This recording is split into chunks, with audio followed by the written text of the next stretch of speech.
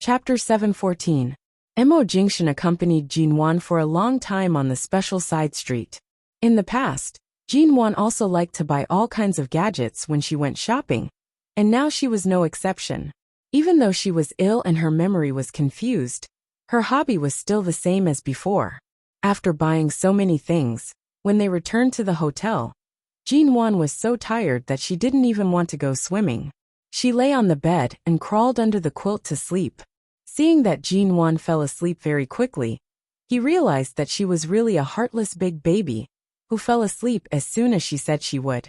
He watched her for a while with a smile, walked over to help her pull up the quilt, pushed back the hair on her cheek, and touched her head. After making sure she was sleeping comfortably, he turned to go to the sofa living room of the suite. As soon as he arrived in the living room, the manager of Shine Group in charge of regional tourism management in Argentina called him and asked nervously, "CEO Mo, do you really want to end the cooperation with Argentina on the Chinese tourism project?" When I received the news, I thought I heard wrong. They said that you have cancelled the project qualification of Argentina. You heard right. Do it. Okay, I understand. Jinwan didn't know that Mo Jingshan could cook. When she was in the U Garden, Auntie Chen and the servants made all kinds of delicious and nutritious food for her. When Jinwan woke up, it was already past 9 o'clock in the evening. She tossed and turned in bed, unable to sleep. She turned to see the light in the sofa living room was on. So she lifted the quilt, got out of bed, and quietly opened the door. But she didn't see Mo Jingshan in the living room. This suite had its own kitchen. Jinwan leaned against the door and listened carefully for a while. She seemed to hear the sound of the range hood in the kitchen. So she tiptoed over and gently pushed open the kitchen's glass door. At a glance, she saw the man standing by the counter, cutting vegetables. Jinwan stared at him blankly for a long time. When she realized that he seemed to be preparing to cook, she smiled. Thinking that he couldn't hear her, she tiptoed over, stretched out her arms, and hugged his waist tightly. Mo Jingshan knew she had woken up the moment she appeared outside the kitchen door. However, due to her sudden movement, he paused the knife in his hand and glanced sideways at the little woman who was holding him and pressing her face against his back. "Did you sleep well?" I'm so tired from walking on the streets during the day. Did I sleep for a long time?" The man casually glanced at the sky outside the window. "Fortunately, it's not that long. In fact, Jinwan slept for 5 hours. Sleep was very helpful to the absorption of blood into her brain. So Mo Jingshan did not intend to wake her up at dinner time. However, she was about to wake up, so there was no need to ask the hotel staff to specially send food over. He only asked the staff to send some ingredients and meat, and he would cook. It was just nice for Jinwan to eat the food when she woke up. Jinwan rubbed her face hard against his back and breathed in the scent of his clothes. "Shunshin, your body smells so good." Mo Jingshan chuckled softly, allowing her to continue hugging him as he methodically cut the vegetables. He said mildly, "What? You're so hungry after a night's sleep. Are you going to eat me up?" Hearing this, Jinwan mischievously opened her mouth and bit his arm. She bit him quite hard, but the man did not even frown. He only turned to look at her. "Are you really going to eat me up?" Jinwan blinked at him. "I said your body smells so good. It's not that kind of fragrance, but another kind. I don't know how to describe it, but it smells so good." Mo Jingshan curved his lips. Because his fingers were stained with vegetables, he raised his hand and pushed her little head away with the back of his hand. "Go, return to the living room and sit down. There are cut fruits on the coffee table. Go watch TV, or use the iPad. When the food is ready, I'll call you to eat. Don't stand behind me like a hungry ghost." Jinwan immediately pouted. "I just want to be with you." Mo Jingshan's smile deepened. "Then go bring a chair over and put it by the side. Sit there obediently and watch." "All right." Hearing this, Jinwan immediately let go of his waist. She turned and ran out happily. Mo Jingshan could not help but furrow his brows when he heard her running. He said to the outside, "Run slowly. Don't fall." Qin Sighting said that he had been accompanying Jinwan every day and was becoming more and more like a worrisome old father. At this moment, Mo Jingshan finally understood the meaning of the word old father. He really couldn't take a single glance away from her. He couldn't be at ease even for a moment. Jinwon ran out and looked around the room, but could not find a chair. In the end, she ran into the study and brought out a chair. The chair was large and heavy, and it was difficult for her to carry it. After much difficulty, she finally moved it into the kitchen. Mo Jingshan had already turned on the stove, so it was not convenient for him to help her move it. He turned around and saw that the little woman was so tired that her face was red, and she was panting heavily just to bring a chair in to watch him cook. He sighed with a smile. Just put it by the door. Sit there and watch. Okay. Jinwon obediently put down the chair and sat down like an especially obedient primary school student. She placed her hands obediently on her lap and stared at him. Seeing her gaze, Mo Jingshan chuckled. Were you hungry when you woke up? Jinwon nodded. The hotels on this island are not like those in China. They mainly serve seafood. Although the vegetables and meat are fresh, they are different from those in China. The taste may be slightly different. Try to eat some, en? It smells so good. Shunshin, I can definitely eat a lot of the food you cook. Mo Jingshan smiled. You are sick, but your mouth has become much sweeter. Jinwon looked at him. When I was not sick, did I eat the food you cooked? Yes. Did I say it was not delicious? Mo Jingshan raised his eyebrows and glanced at her. She did not say this, but every time she ate it, she would look particularly unwilling, as if she did not want to eat it. She would never admit that it was delicious, but she would almost always finish it. In the end, when she was full, she would lean against the side and continue to play the role of a little ingrate. Especially after she returned from London, she did not admit it even once. No, you also liked to eat in the past, but I didn't have much time to accompany you, and you didn't get to eat it often, the man said and quickly put a dish on a plate. Chapter 7:15.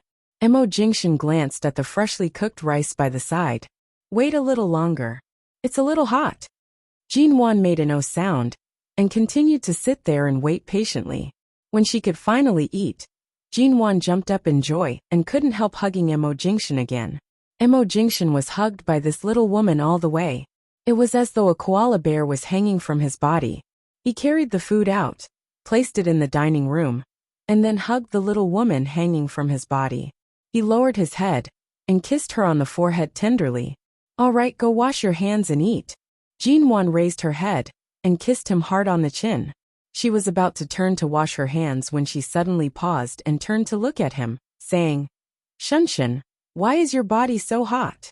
Mo Jingshan rubbed her hair. Maybe it's because I've been busy in the kitchen for a long time. It's a little hot. Go wash your hands. Jinwon hesitated for a moment, and then turned to the bathroom. When it was time to eat, Jinwon asked Mo Jingshan to eat with her. She sat close to him and picked up food from time to bring it to his mouth, insisting on feeding him a few mouthfuls. Fortunately, the dishes Mo Jingshan made tonight were relatively light, and the two of them were used to it. In the past 2 days on the island, they could hardly live without seafood. Finally, they had a normal meal. Jinwon had always liked his cooking. Even if she didn't remember it, she still ate with great relish. In the end, her stomach was almost bulging. She shouted that she couldn't eat anymore, but she still stuffed a few mouthfuls of food into her mouth. In the end, she was so full that she lay on the sofa and refused to move. By the time they finished eating, it was past 10 o'clock at night. Jinwon had slept for 5 hours and was not sleepy at all. She simply sat on the sofa and watched TV. Mo Jingshan brought a blanket over for her and turned to work in the study. As the night deepened, Jinwon was enjoying herself watching TV when she vaguely heard Mo Jingshan's low, heavy coughing coming from the study. She thought she had heard wrong and pricked up her ears to listen for a while. Not hearing anything, she continued to sit on the sofa and watch TV. After who knew how long, the door of the study opened. Jinwon turned back and did not see his expression. She only saw him enter the kitchen, pour a glass of water, and return to the study with the glass. It wasn't until 1 o'clock in the evening that Jinwon gradually felt sleepy again. However, she went shopping during the day and went straight to bed when she came back in the afternoon. She didn't take a shower at all. She still loved cleanliness. She got up and went back to the bedroom to take a comfortable bath. After the bath, she didn't know where she put the hairdryer. In the morning, Mo Jingshan had dried her hair, so she didn't pay much attention to where he put it. Jinwan walked out while drying her hair. She looked around for a hairdryer, but could not find one. She could only shout toward the study. Shunshin, I want to blow dry my hair. Where did you put the hairdryer? There was no response from the study. Jinwan asked again, but there was still no response. Feeling strange, she walked over and carefully knocked on the door. Seeing that there was no movement inside, she was just about to ask if he was busy when she suddenly heard a muffled sound of something falling to the ground. The sound wasn't soft either. When Jinwan heard the sound, she subconsciously pushed the study door open. The light in the study was soft, and the computer on the table was open. Mo Jingshan was reading the company documents. However, Jinwan's gaze abruptly shifted down and saw Mo Jingshan lying on the ground. Shunshin. Jinwan saw that Mo Jingshan was lying on the ground and was startled. She rushed in and squatted by his side. She saw that his eyes were closed, and his handsome brows seemed to be wrinkled from discomfort. Jinwan stared at him in a daze and tentatively reached out to push him twice. Shunshin, what's wrong? Mo Jingshan opened his eyes slightly and saw the obvious fear in Jinwan's eyes. He instinctively wanted to get up to avoid scaring her. But after trying for a long time, he could not get up. He could only force himself to speak hoarsely. It's nothing. Go find the hotel staff and call a doctor over. Shunshin, what's wrong with you? Jinwan hurriedly nodded and reached out to touch his body. She found that his body was even hotter than when he was eating. When she saw that he had closed his eyes after speaking, she anxiously cried. Shunshin, don't scare me Shunshin, wake up. Mo Jingshan furrowed his brows but did not open his eyes. Call a doctor. Right, call a doctor. He had just asked her to call a doctor. Jinwan hurriedly stood up.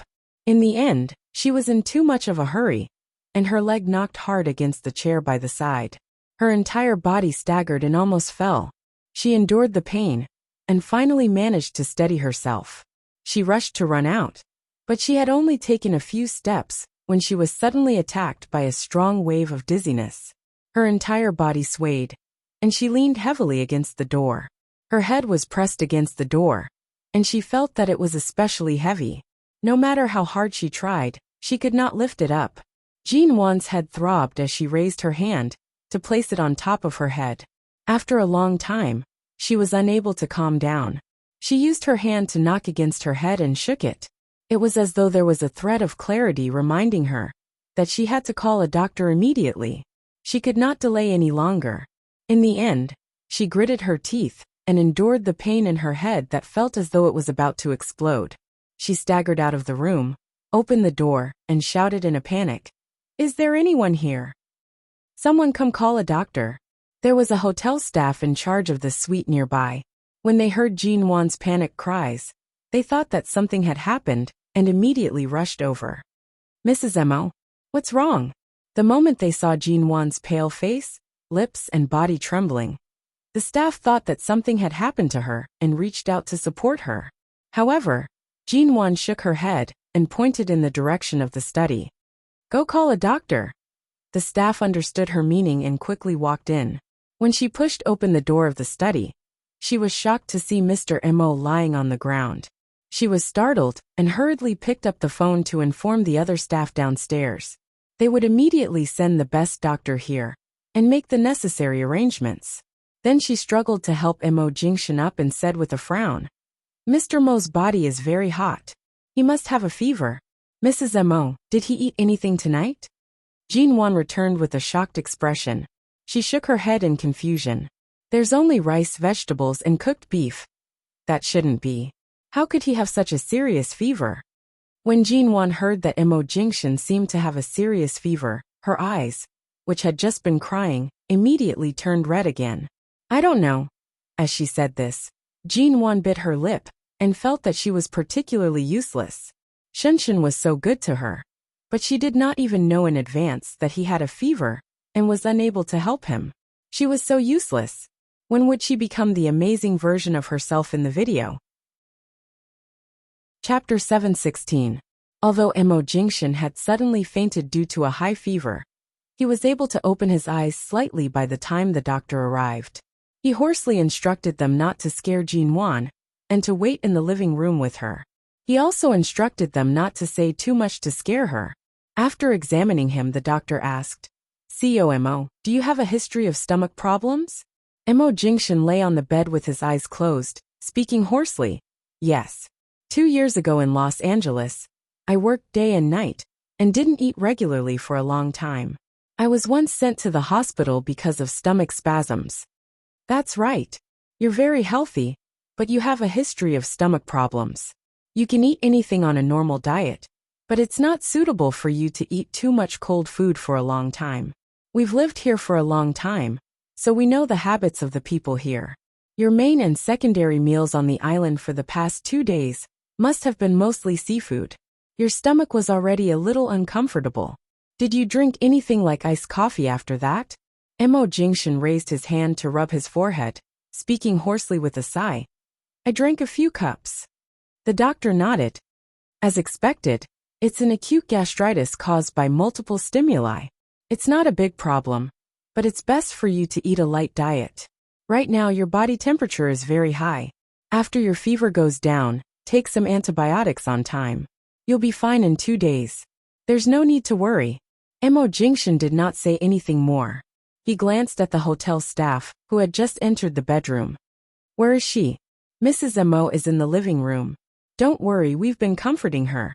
But she seems to be very worried about you. Her complexion is also very poor. Do you want the doctor to take a look at her?"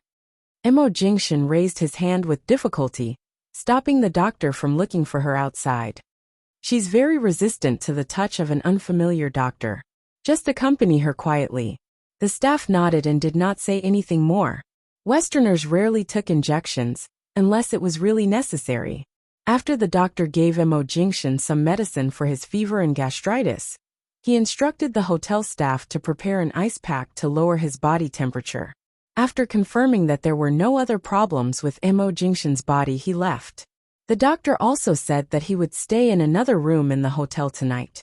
If anything happened, he would immediately rush over. He told Mr. Mo not to worry. Mo Jingshan indifferently nodded. After everyone left, the hotel staff asked if they needed someone to stay behind to take care of him. However, Mo Jingshan indicated for them to leave, in case Jinwan was not used to having so many people in the room. It was already late at night, past 2 o'clock in the morning. Jinwan stood in the living room, but was not sleepy at all. Standing by the window, she could see the azure sea. After the doctor and the others left, she did not dare to enter the bedroom. She heard from them that Shen Shun's fever was very serious, and that he needed to rest after taking the medicine. She was afraid that she would disturb him if she entered, so she had been standing outside.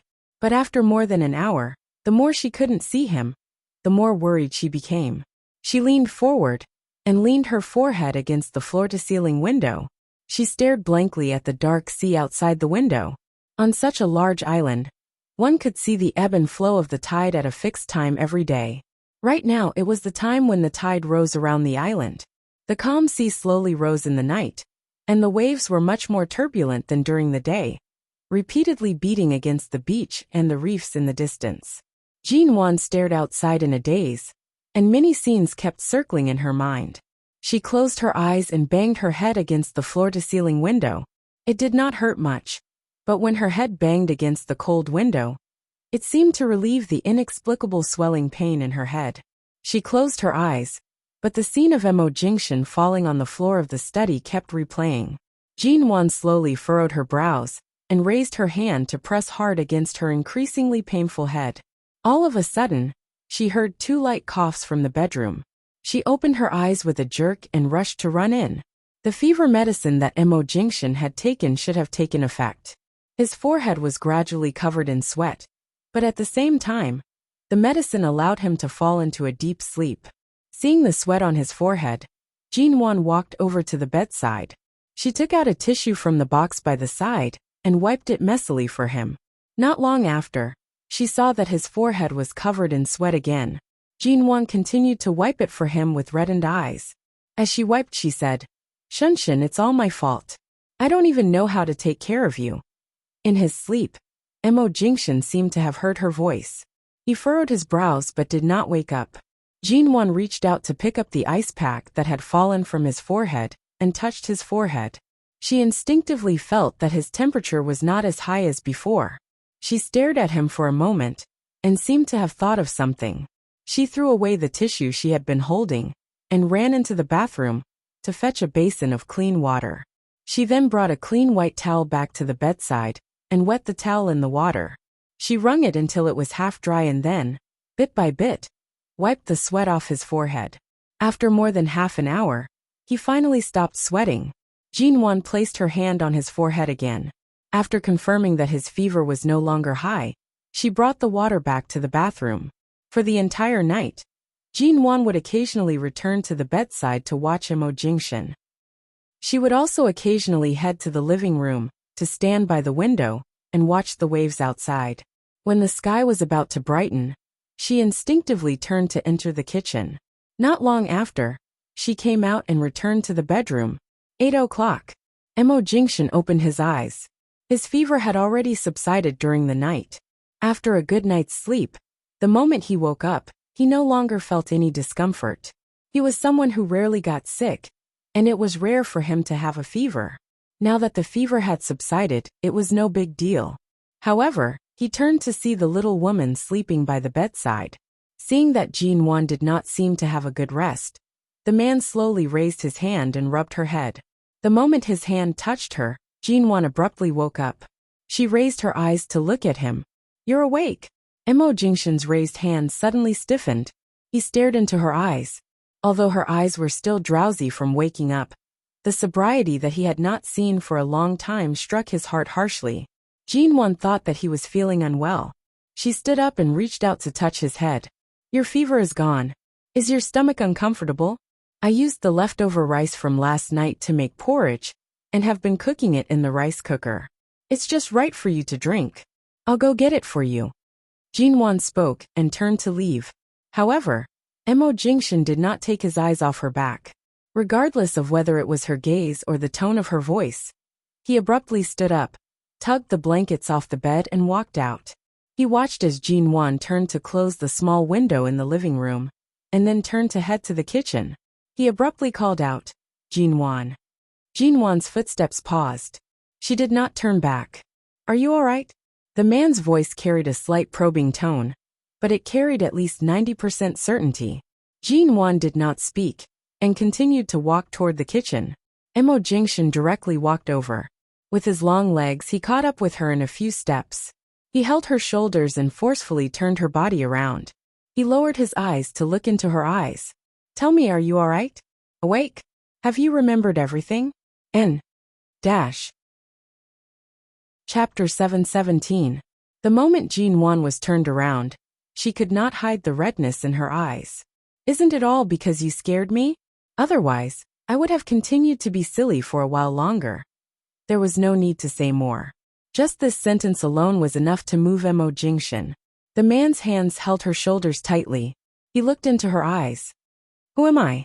Jinwan stared at him. After holding it in for a long time, she finally said, "Mo Jingshan." She placed a heavy emphasis on these 3 words. There was even a sense of distance between them. However, this stubborn and unyielding temper was truly her. "I'll go get some porridge for you. You didn't seem to be sick before, but you suddenly collapsed on the ground. I was so scared that my soul almost left my body," Jinwan said as she pushed him. However, not only did he not push her away, but the man who had always been indifferent and calm suddenly smiled, as if he couldn't hide it no matter how hard he tried. He was about to hug her when Jinwan quickly blocked his chest. "Hey, let me get a bowl of porridge first." The man ignored her actions. He pulled her hand down and held it firmly in his palm. He then pulled her into his embrace. Jinwan could not resist and could only hammer his shoulders several times. She could only hear the man's low and hoarse voice by her ear. "Your head doesn't hurt anymore?" Jinwan paused and shook her head. "It was much better a few days ago. Some things always appear before my eyes. It's as though when I sleep, I'm awake for a while. However, I'm always asleep, but many things in my dreams are clear and no longer as messy. Yesterday, I was scared by you again. Otherwise, I might have been able to continue acting like a fool in front of you for a few more days. The doctor said that you can't be agitated right now. Otherwise, your emotions will be affected. If I had known that agitating you would be effective, I would have long since laid on the ground. The man rubbed her head as he spoke. Were you badly frightened last night? Nonsense. A grown man suddenly lying on the ground. Even I would be frightened when I'm normal, much less when I was in that state. Jinwan poked his waist as she spoke. Can you let me go to the kitchen to bring the porridge out? If it boils any longer, it'll turn into soup. I'll drink the soup too. There's no rush. Jinwan. But I haven't eaten breakfast yet. I want to eat too. I don't want to drink rice soup. Mo Jingshan's hand rubbed the back of her head, as though to confirm if there were any problems with her head injuries. He then lowered his eyes to look at her. He saw that although the little woman was saying all sorts of lukewarm words, her ears were already completely red. Even her fair neck was stained with a pink hue. Feeling the man finally let go of her, Jinwan quickly took 2 steps back and raised her hand to rub her cheeks and ears unnaturally, as though trying to cover the red and hot places. Thinking that he couldn't see it, she turned and rushed into the kitchen. The porridge had been cooked for a long time and did not really turn into soup. After all, the white rice on this island did not have the same texture as the ones in China. The texture was slightly hard, but now that it was cooked, it was fragrant, sweet, and soft. The texture was just right. Mo Jingshan had a high fever last night, so this porridge was relatively light and easy to digest. Jinwan was not sure if she had really recovered, but at the very least, she felt that she was no longer as muddle-headed.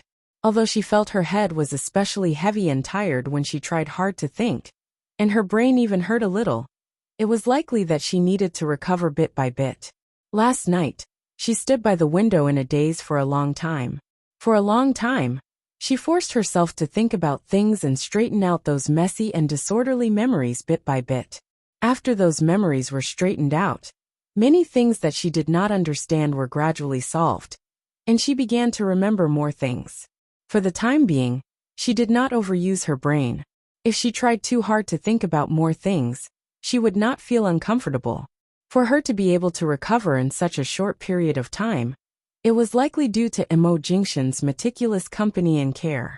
On the other hand, it was likely that the upgraded targeted medicine developed by Dr. Qin's friend in the Research Institute was extremely effective. She was already extremely lucky to be able to keep her life. Right now, Jinwan's heart was not thinking about anything else. She found that she had walked between life and death more than once, and it was truly a different feeling. After scooping the porridge, she turned to leave when she abruptly saw Mo Jingshan, leaning against the kitchen door with his arms crossed. A pair of black eyes that were as calm as the sea was watching her. Jinwan walked over, and was about to bring the porridge to the dining table to call him to eat. However, before she could even take 2 steps, the man's hand had already reached over. Using the advantage of his height and long legs, he could almost completely hug her. He reached out and picked up the spoon in the bowl in front of her. At the same time, he scooped a spoonful of porridge and put it back. Jinwan did not understand what he was trying to do. She could not help but turn back to look at him, only to see that the man only tasted a mouthful of the porridge she cooked. It seemed like he had not eaten anything she cooked for a long time. It was clearly just porridge, but Jinwan subconsciously observed his expression. How does it taste? I put a small amount of fine salt and minced vegetables and meat powder in the porridge. After all, you need to replenish your strength after sweating from a fever. It won't do if there's no taste at all. The man took a sip and did not speak. He gestured for her to turn around. Jinwan turned around and allowed him to continue tasting it. After standing in front of the kitchen door and casually drinking 2 or 3 mouthfuls, the man looked at her expressionlessly. Didn't you taste it first? I cooked it in a hurry and have been cooking it in the rice cooker.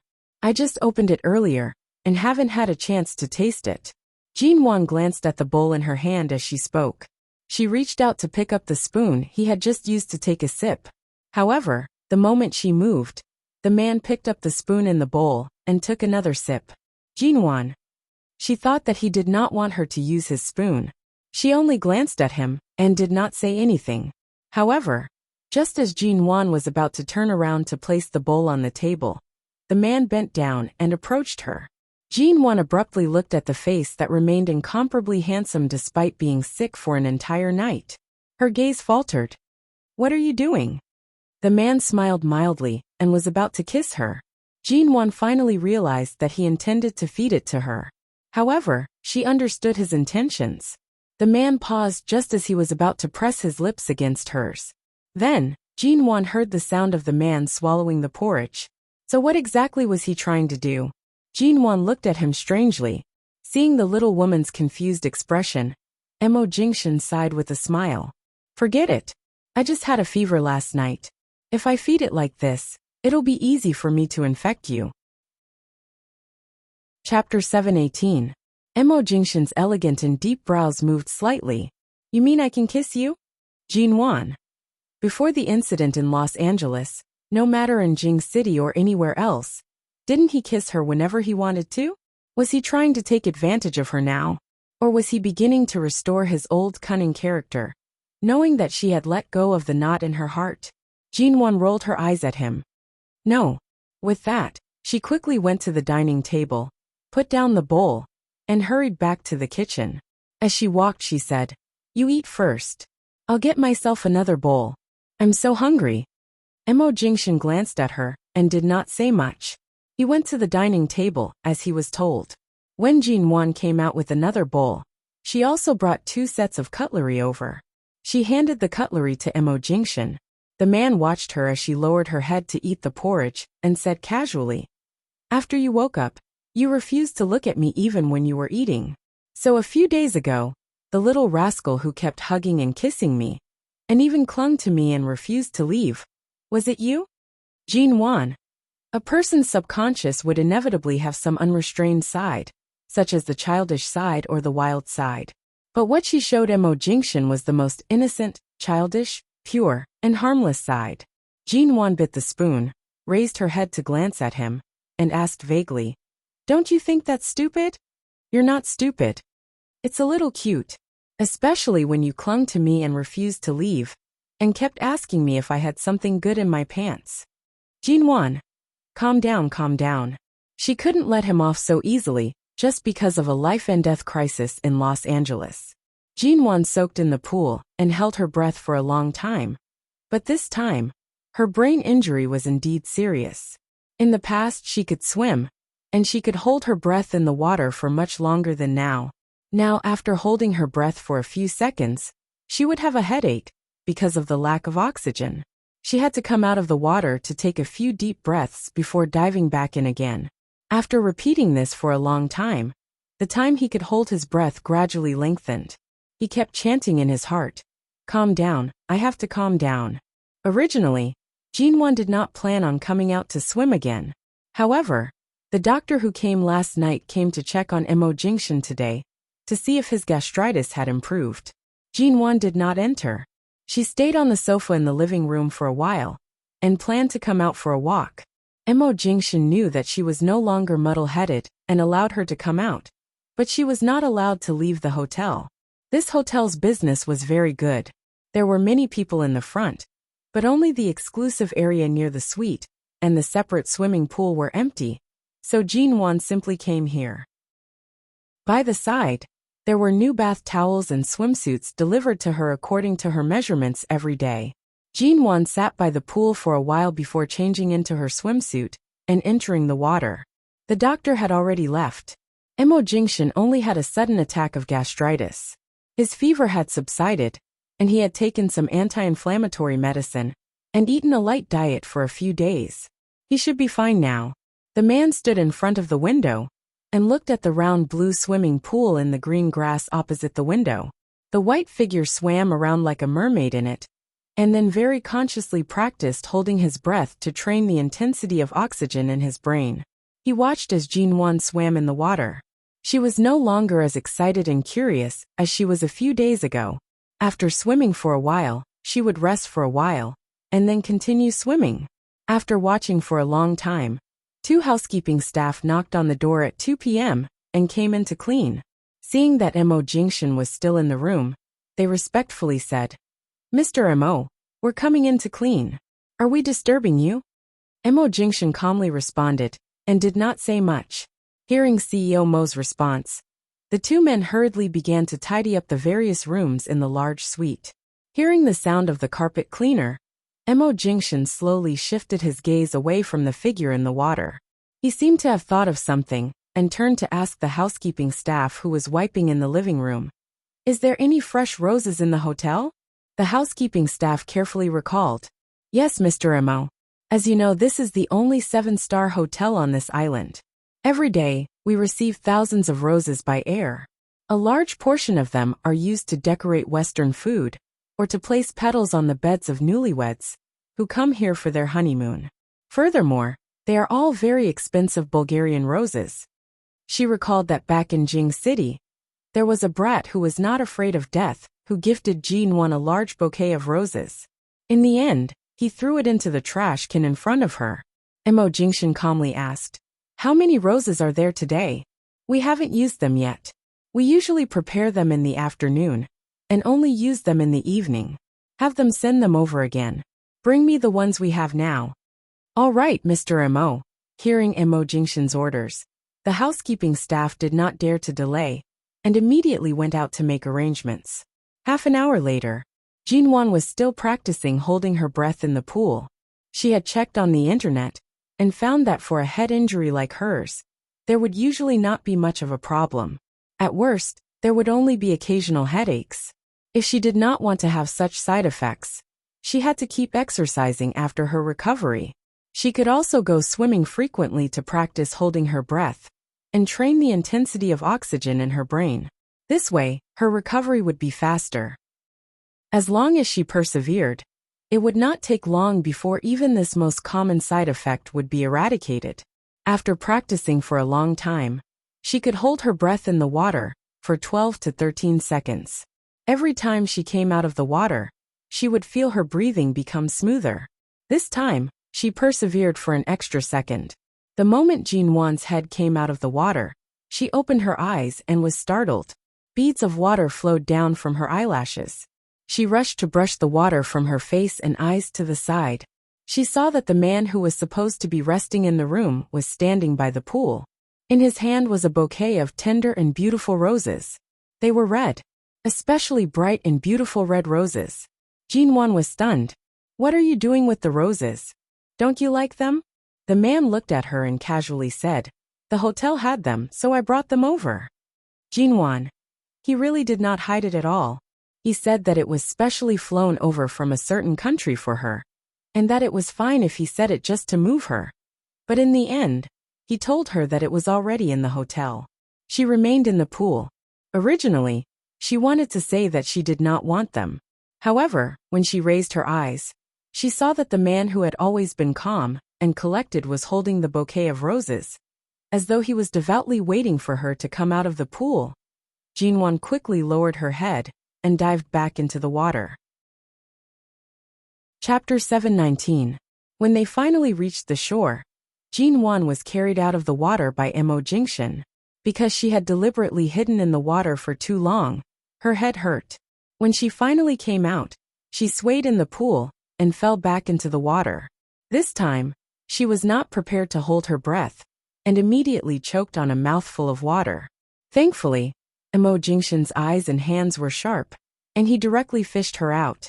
However, the moment he came out, Jinwan was still lying in his arms and coughed several times against the ground.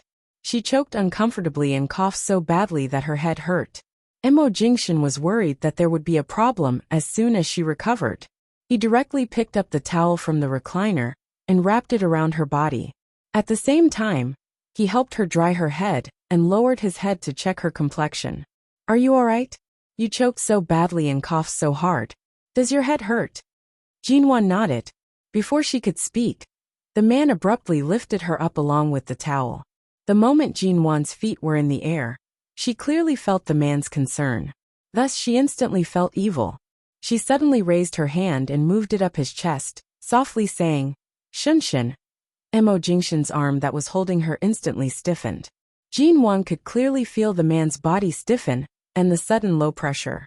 How afraid was he that her sobriety today was only a flash in the pan? He was afraid that she would return to her original state of being so muddle-headed that she didn't even know how to fight back when she was bullied. After experiencing so many dangers, life and death, she walked out step by step. At this moment, Jinwan suddenly felt that she had gone a little too far. In the days after her accident, Mo Jingxian had endured all that he should and shouldn't have endured. He protected her by his side and never left her side. At this time, if she continued to joke about her own physical condition and recovery, it seemed that she had really gone too far. Jinwan raised her eyes and secretly glanced at the man's expression. She tugged on the clothes on his chest. When the man felt that her actions were like a spoiled child from a few days ago, he lowered his head to look at her, only to see that Jinwan was smiling brightly. "I'm joking." The man clearly didn't think that this was an interesting joke. He didn't have the slightest intention of laughing. He lowered his eyes to look at her shoulders and swimsuit that weren't wrapped in a towel, and her hair that was still half wet around her neck. His expression was subtle. "Are you joking?" Jinwan didn't think much of it. She pursed her lips and said, "Just now, in order to get me out of the water, you threw the roses you were going to give me into the water. Can't I make a joke to ease my regret? Didn't you say you didn't want it?" "I didn't say anything." "Okay, I'll make it up to you on your birthday tomorrow." She didn't say anything more. She leaned her heavy head on his shoulder and let him hold her. She let him hold her and gave a lazy, "Oh." The man carried her out of the pool and back to the hotel. After entering the door, Jinwan was about to get down from his arms. However, the man directly kicked the door shut. Not only did he not put her down, but Jinwan felt the man's arm around her waist with great strength. She was then thrown onto the sofa by the man. Her back bumped against the sofa lightly, but it didn't hurt. At the same time, her entire body was pressed against him. She raised her head in a panic, only to be met with the man's lips that were pressing down on her. Mo Jingxian kissed her fiercely, almost wantonly. He nibbled lightly and then moved deeper. Taking advantage of the moment when she was about to faint, he pried open her teeth and attacked without any gentleness. He forcefully invaded every part of her mouth, deeply and lingering. Originally, because she had just woken up and her body couldn't withstand any torment, he didn't plan to do anything to her. But she had the ability to provoke him. "Are you joking, Anne?" The man hooked her tongue and tangled with it. At the same time, when he let go of her lips, his low, husky voice pressed against her lips. Jinwan heard the danger in his tone. Her entire nervous senses were drowned by him. His breath, his taste, seemed to penetrate every inch of her skin. She wanted to resist but couldn't. Being kissed by him like this, she finally realized that when the man carried her through this door, he was like a beast that had been suppressed for a long time. Step by step, he tolerated her, let her, doted on her, and protected her. In the end, he was still angered by her. In an instant, it was all based on his own will, and he was unbridled and powerful. He had indeed tolerated for a long time. Since that time, he had promised not to mess around with her without her permission. Later, after being separated for so long, he couldn't bear to frighten her, let alone provoke her. He had endured for a long time. Even when this little woman climbed on top of him again, and again when she was unconscious, and asked him innocently how they slept together as husband and wife, he had endured all of this. But this little woman was really courageous. As a result, under the forcible catalysis of all the expectations and longing he had accumulated, his desire to let her go surged terrifyingly. In fact, since the moment he pressed against her, Jinwan could clearly feel his lower body pressing against her. Kissed softly, she called out his name. Her voice was like a weak cat's. "Mo Jingxian." The man's voice was hoarse, but it was too sexy. "And I've just gotten a little better, and you're already so shameless. Can't you just endure for a little longer?" Her seductive yet unconscious voice provoked the man's body to want to go further. He chuckled lowly and huskily. "I haven't endured." "Haven't I endured long enough? Then why didn't you take the opportunity when I was climbing on top of you earlier? I was so proactive back then." The man chuckled lowly. Sheen Sighting said that you only have the IQ of a 10-year-old. Your eyes are too naive. I'm not a pedophile. I really can't bear to do it. Jin Wan. Her face turned even redder and hotter. Then what's wrong with my eyes right now? Am I not naive now? If I wasn't naive, I would have stayed in London until I died and never returned to High City. He lowered his head and sucked on her ear, causing her to moan sensitively. The man chuckled lowly, right by her ear. Right now in your eyes there's me. Don't flatter yourself. This is just a reflection. I'm just going to swim, and you're running around in front of me. Otherwise, how could there be you? Feeling the man's actions becoming more and more excessive, this undisguised intimacy caused Jin Wan to blush from her face to her ears. Don't. Chapter 720. Jin Wan narrowed her eyes at him. You know I'm only 25 years old. There are so many modern women who only get married and have children in their 30s. Why don't I wait another 8 to 10 years? Mo Jingshan chuckled softly. I can wait 8 to 10 years. I don't mind being an old father by then. However, no matter how healthy elder Mo is, I'm afraid he won't be able to wait that long. I have to give him the chance to watch the child grow up, and? Speaking of elder Mo, she thought about how he had yearned for a great-grandson for so many years. In the end, let alone a great-grandson, even his own grandson and granddaughter-in-law were too busy to return to the Mo family to accompany him. Thankfully, the old man was always open-minded and did not make things difficult for her. Otherwise, he would have raised his walking stick and smashed the Yew Garden's gates. Furthermore, it was not that she did not want to have children. It was just that she had never thought that she would have children. If you don't want it, then wait a few more years. There's no rush. The man's hand comforted her head. Or if she really did not want it, he could accept it. He just did not say this. Jin Wan's heart moved. Because of what he said, and because of the image of Mo Jingshan holding the child and feeding it with a bottle in front of her mind. When Xia Tian gave birth, her family's little police officer was really a classic example of a tough man with tender emotions. Outside, he was definitely a high-ranking military officer. At home, the scene of him changing the baby's diapers was really shocking, including the scene of him holding the baby and feeding it with a bottle. If that face was Mo Jingshan's, she suddenly looked at Mo Jingshan's face, which was inches away from hers. It was hard to imagine how great Boss Missouri looked when he held the child. If he could treat her so well, after having children, he would most likely become a nanny, right?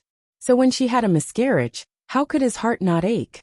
It was just that he was too good at concealing all his emotions and never revealed them. It was just that no one saw the heartache he purposely hid.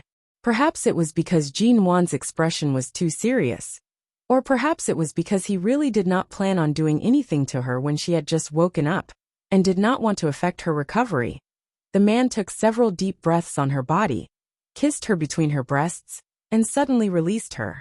Jin Wan raised her eyes to look at the man who moved away from her. Actually, it's not that I can't give birth. Mo Jingshan's eyes were filled with her reflection. Hearing her words, he smiled mildly and helped her up from the sofa, letting her sit by his side. She was about to tidy up her messy clothes when the man pulled her into his arms. Wan. N. The man's voice was so gentle that Jin Wan couldn't help turning to look at his handsome face. The man slowly said, Back then, you were pushed out of the car by Su Shui on the Los Angeles highway. Because of the severe fall, you miscarried. Feng Ling said that you went through emergency treatment at that time. Was it very painful? Jin Wan's face was calm, and she simply leaned her head on his shoulder. Under the shadow of the light, her long eyelashes fluttered like a fan. No matter how painful it was, it couldn't be more painful than the pain you felt when you used your own body to block that giant truck. I always believed that although you were seriously injured in that car accident, you still survived in the end. It must be our baby who died first. He begged God to let his father accompany his mother for decades more, and not be separated by death so early. Or, Jin Wan raised her hand, and casually played with the buttons on his shirt, as she had done a few days ago. As if she was used to leaning on his arms, even though she had woken up. She said softly, At that time, he just knew that the trajectory of my life needed to be changed, and that it was not suitable for him to be born at that time. So he obediently went back first and waited for the right time to meet us again. It must have been very painful. I heard that you had a lot of bleeding in the emergency room. And because you were pregnant, you couldn't have an anesthetic injection. The pain made you faint again and again. Back then for Jinwan, it was not just physical pain. She clearly knew that the child could not be saved. While suffering inhuman pain, she also had to worry about Mo Jingshan, who was being rescued at the same time. All the tribulations in life seemed to find her in an instant, as if all the pain she had experienced in her previous life gathered together at that moment, and was on the verge of exploding. And after that incident, he also pushed her away with his own hands. It must have been painful. That was why she was unwilling to bow her head, even after learning the truth. But no matter how stubborn she was, it was true that she loved him, and it was also true that she could not let go of him. It seemed to be very painful. For a period of time, when I touched my stomach, it was flat, and I was not used to it. But at that time, your parents were worried sick about you, and I didn't want them to feel pressured, so I never said it. I just sent you a text message when I was very depressed once a day. I've read those text messages. And you said it. I know. I read every one of them. I know. Seeing that she seemed to have forgiven him, and did not want to argue about such a trivial matter, Mo Jingshan held her slightly cold little face, and bowed his head. Wan, I apologize. Jinwan's hand that was playing with his buttons involuntarily tightened, because of his words. And then she grinned. To show your sincerity, you have to spend more time with me on vacation. MN Group has been under Xia Tian's management. If I suddenly go back now, if she knows that I've recovered, I bet she can't wait to throw the company back into my hands. It's rare for me to relax, and I don't want to go back so early. He never expected that this little woman would put forward such a condition. Mo Jingshan's elegant and deep brows moved slightly. That's it. You, the great Mo Jingshan, don't lack anything, and neither do I. For so many years, the only thing we lack is to put down our work and really come out to relax together. Besides, after we got married, we didn't have a honeymoon. Now this is just a compensation for me. Jinwan said matter-of-factly. The man smiled. All right, it's up to you. Then let's play for another 2 months. Jinwan said as she calculated the time. First, we'll play here and in Argentina for a few more days, and then we'll pass by the United States. I'll go to New York to watch a fashion show. And then I'll go to Los Angeles to see the place where I studied when I was a teenager. And then I'll go to London to show you the place where I lived in England for 3 years, and the old site of my company. And I'll go to Ireland, Greece, and Egypt. In this way, is 2 months not enough? If 2 months is not enough, then 3 months. If 3 months is not enough, then a year. I'll accompany you all the time, and? Is it really okay to let the big boss of Shine Group accompany me on vacation everywhere? Chapter 721. She had been carried out of the pool by Mo Jingshan. Right now, she was still wrapped in a messy bath towel and swimsuit, and her wet hair hung down behind her shoulders. But after all, Jinwan had just entered the formal recovery period, and still needed a little more rest. Swimming was a very physically exhausting exercise. After speaking only a few words, she leaned into his arms, feeling a little sleepy. Mo Jingshan carried her into the bathroom, let her take a hot shower, change into pajamas, and then came out. However, when she came out, he didn't know whether this little woman had gotten used to being in his arms for the past few days, or just wanted to cling to him. Mo Jingshan was originally waiting on the sofa for her to come out and help her dry her hair. But when Jinwan came out, she directly sat on his lap and continued to maintain the posture she had before taking a shower. It seemed that she planned to lean on his arms and sleep. Just like before, many times when she couldn't sleep at night, or was excited or acted coquettishly, he would hold her like this to coax her to sleep. Although she was already awake, it seemed that she had accidentally developed this habit. It was a habit that Mo Jingshan was very satisfied with. He stroked the woman's half-dry hair. Are you going to sleep now? Your hair hasn't been dried yet. I've rubbed it with a dry towel for a long time. It'll be dry in a while. You don't need to dry it. Jinwan leaned her head on his shoulder and closed her eyes. I'm so sleepy. I want to sleep. The man stroked her head. Seeing that she was really too sleepy, he didn't stop her. Jinwan leaned into his arms in the same position as a few days ago, as if she could fall asleep quickly in this position. He heard the little woman's breathing gradually become even, and she was no longer as nervous as a few days ago when she fell asleep, or even occasionally woke up. However, she still habitually grabbed the buttons of his shirt with her hand. This action did not change. Mo Jingshan suddenly remembered the year when he had just returned from America, when he found out that Jinwan was the girl who rescued him from the Los Angeles River, and when he met her for the first time in High City. It was at a medium-sized business banquet in Sea City. There seemed to be light in her eyes, and she was cunning and quick-witted. Unlike other young ladies who looked around and compared with others, she was blindly drinking champagne and desserts in the corner. As long as no one was paying attention, she would steal a glass of wine to drink. In front of others, she obviously looked like a noble lady, but behind others, she didn't have any manners at all, but had a unique cuteness. The second time he met her, she didn't know about it. She was kidnapped by the G family's rival in the mall, but at that time, she didn't know what happened. She was blindfolded, tied up, and carried away in an inconspicuous van. He sent someone to rescue her, and rescued her from the van, before she was almost taken out of High City's highway. However, she, who was only 19 years old at that time, was already frightened. It was not convenient for Mo Jingshan to show up, so he didn't remove the black cloth from her head. She didn't know whether the people who took her away were other kidnappers or someone else. Even when he carried her to the car and patted her comfortingly, she still tensed up in his arms nervously. The fear of a little woman made her originally soft body tense, as if every part of it was about to break. In the end, he couldn't bear it and said lightly, I was sent by your father to rescue you.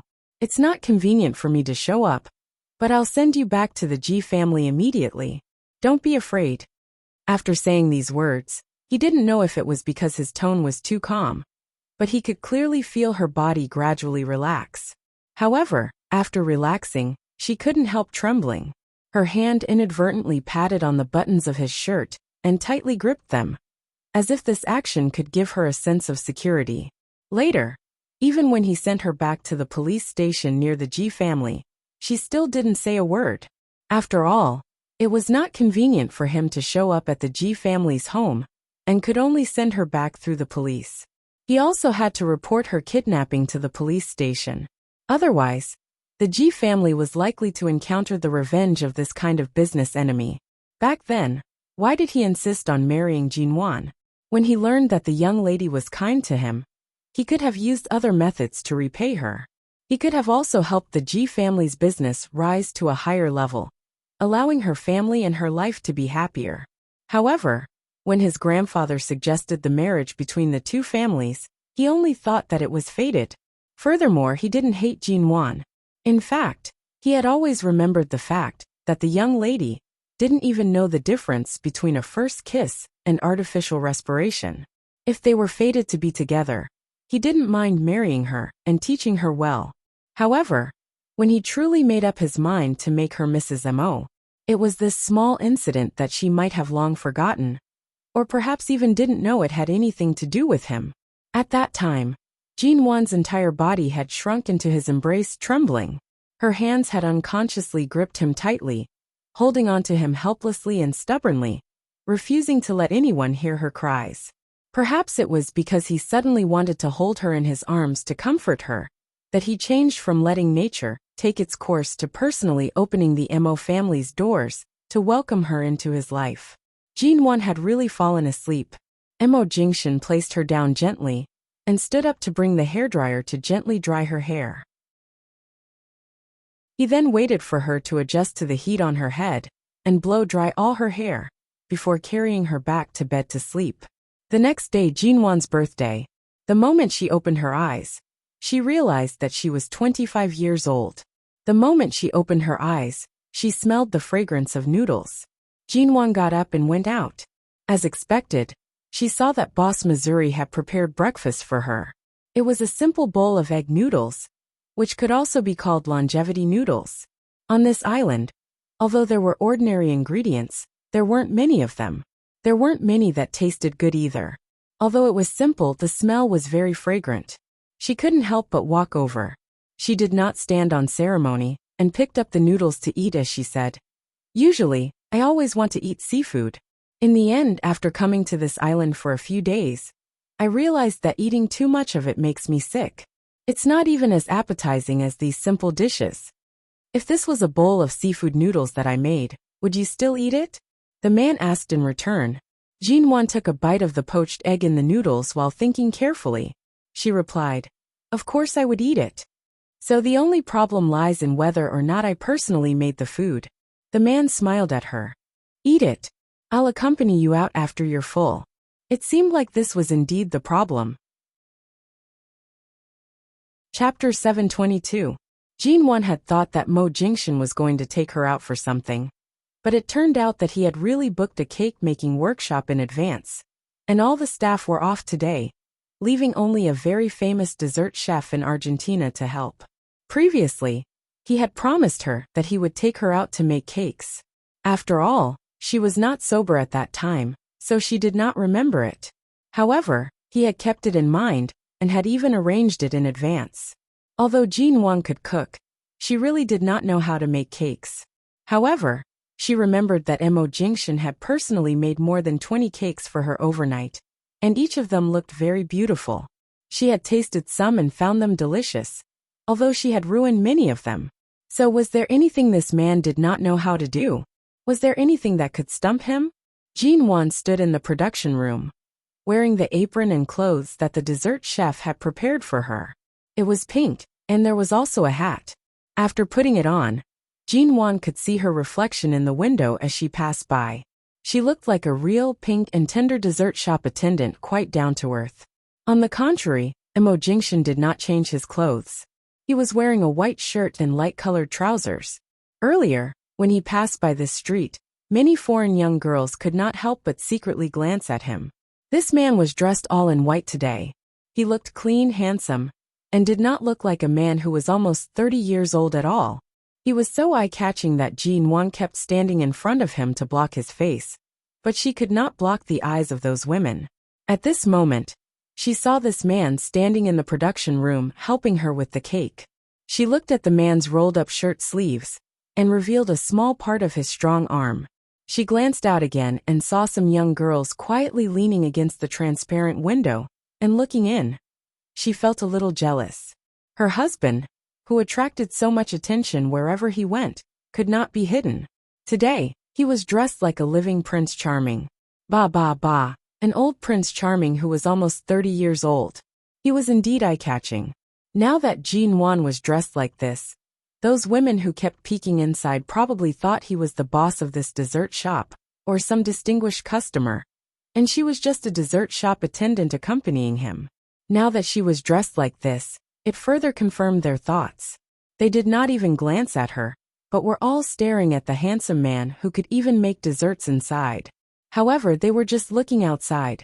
When she was in school, she and Xiatian had also peeked at good-looking boys. It was not illegal to look at them like this, but now Jinwan's heart was surging with jealousy.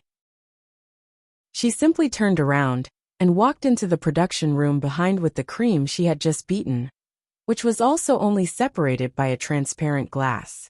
Mo Jingshan, who was concentrating on making the cake for Jinwan, felt something was wrong. There seemed to be someone following behind him, except for a few days ago when she was a little muddle-headed and would hug him from behind when he was cooking. Jinwan, who usually would not wander behind him like this, had been following him closely like a sesame seed on a sugar cake. When he turned to go to the oven, she followed him. Wherever he went, she would go. Her eyes were shining brightly. Every time he turned back, she would try her best to attract his attention, as if she could press all the stars in the sky into her eyes to attract his attention, so that he would not notice the group of people peeking at him outside. Mo Jingshan casually took the matching cream, chocolate, and so on that the dessert chef handed over. Jinwan stood by the side and watched him intently. She did not look at the cake, nor did she learn how to make it, but only looked at him. Mo Jingshan returned to the workbench. Jinwan was tired of standing, relying on the fact that she was still recovering and could be considered half a patient. She moved a stool and sat opposite him. At the same time, she picked up the extra cake that had been cut off and took a few bites. It was very sweet. The cut-off part tasted perfect, not to mention the unfinished cake in front of him. The onlookers outside probably found that there was something between Jinwan and the extremely handsome man inside. After all, she was so clingy, but the man was not impatient at all. He even specially asked the dessert chef to prepare some delicious food for her to eat, lest she was hungry or bored. Although she was dressed like a waiter, she did not look like one. It was not until they saw the man smear the cream on Jinwan's nose that the women outside finally understood and left resentfully with a pained expression. Jinwan raised her hand to wipe the cream off her nose, then sat there with one hand supporting her face and continued to watch him. In fact, she did not know what kind of man Mo Jingshan was. It could even be said that she could not even figure out what kind of husband Mo Jingshan was. She had seen him wearing a suit in the company when he had meetings with elites from home and abroad. Sometimes he was cold and unapproachable, but he was so swift and decisive that it was impossible to predict what kind of decision he would make next. Sometimes he would talk and laugh with people who he rarely praised, but that handsome expression hid a sense of propriety. He never opened his heart to others, and he was a calm and unruffled superior. She had also seen him change into a comfortable shirt or homeware. His slender figure and clean, warm aura were always refreshing. His fine black hair was on his gentle brows. When he looked at her, there was never any hidden warmth in his eyes. Every time he looked at her, she couldn't resist it. She had also seen how decisive he was when he was bathed in blood in Cambodia. She had seen how he had endured silently and cooperated with 11 base without eating for many days. She had seen how intimidating he was when he held a gun. She had seen how he had lost his mind and almost shot that person because she had almost been defiled by that Cambodian. She had seen his many faces. Mo Jingshan, this person, seemed to be hindered by his identity as the eldest grandson of the Mo family. Or perhaps it was because of his responsibility and the constraints of the family, but he was always able to control his identity and emotions very well. In her memory, there were very few times when he lost his mind, but the few times he lost his mind seemed to be related to her. Jinwan did not eat the food that the dessert chef brought her. Instead, she ate the leftovers of the cake that Mo Jingshan had cut off. After all, this was made by him. Even if the extra pieces were cut off, she could not bear to throw them away. Mo Jingshan glanced at her contentedly sitting there eating the cake and sighed with a smile. He said that he wanted to learn how to make a cake on her birthday. It was more like he made it for her. Chapter 723. It wasn't that eldest Miss Ji did not participate in making the cake. At the very least, when they were decorating the cake, Jinwan could be considered to have come up with a plan. Halfway through, Jinwan refused to remain idle. She took the opportunity to smear a lot of cream and melted chocolate sauce on Mo Jingshan's body. The man's haute couture shirt was slightly wrinkled by her, and there was a lot of cream stuck on his body. Most of it was white, the same color as his shirt. There were also some other colors. Under his helpless expression, he appeared even more disheveled. Aside from Jinwan, no one could imagine that there would be a day when Mo Jingshan would be bullied by a woman to this extent. He did not even dare to retaliate. This shop's ingredients for making cream and cake are all very good. The taste is also sweet but not greasy. Jinwan licked the remaining cream on her fingers and turned to tease the man who was disheveled by her. Did you come here in advance? Otherwise, how would you know that this shop's homemade cake would be so delicious? Didn't you insist on making the cake with me? Mo Jingshan began to undo the buttons on his shirt. If I didn't find a shop that suits your taste, with your temper, who knows how many more thorns you would find to make things difficult for me. Do I look like someone who would make things difficult for you? Mo Jingshan had already unbuttoned 3 buttons on his shirt. However, because this was still the bakery, and there were passers-by outside, it was not convenient for him to take it off. He glanced at her. What do you think? She looked at the beautiful shape of his collarbone as he unbuttoned it, and the arm that was revealed under his casually rolled-up sleeves. The hem of his shirt was also loosely tied around his waist, but in her eyes, it became a sexy curve. Ah, what a feast for the eyes. Jinwan took the opportunity, when the dessert chef left, to wrap her arms around his neck and hang herself on him. Naturally, cream was smeared all over her body. She tiptoed and planted a kiss on his cheek. When we were in Tea City, did you personally make those 21 cakes one by one like this? But they were all wasted by me at that time. And you didn't even say that you were the one who did it. She looked at his narrowed eyes and felt remorseful for what she had done in the past. But I still haven't learned how to make a cake today. I originally planned to make you 30 cakes when you were 30. But I guess this plan can only be put on hold. I'd better change to another way. He clearly knew that this little woman was deliberately playing tricks. She just didn't intend to make any cake, but found a bunch of shameful excuses for herself. Mo Jingshan's gaze darkened. He held onto her waist. Meanwhile, the reckless Jinwan continued to nag incessantly. Today's birthday is enough. I'm not a child, nor is it some special anniversary or year. Spending a holiday with you on this island is the best birthday present for me. I don't want anything else. To show that she was not that shameless, Jinwan kindly added. But to show your sincerity, you can Mo Jingshan put me down. This man, who was used to seeing the world, was indifferent. He even freed a hand to steady her waist, causing her to hurriedly climb onto him. To show your sincerity, don't force me to sleep on the sofa tonight. Otherwise, even on the sofa, I'll still eat you up. His lips brushed against her ear, making a flirtatious sound. The last part of his voice was a little upturned and a low chuckle. You know, when I don't intend to touch you, even if I hold you to sleep, I'll at most put something good in my pants. I'll never touch you. But if you force me, I don't care if you're in the recovery period or not. If you really can't, I'll be gentle in. When she heard that he would put something good in his pants, Jinwan's face had already turned red. When she heard his next words, she buried her face in his neck. How could she be so silly at that time? How could she ask such a question? The Diary of the Dessert Chef.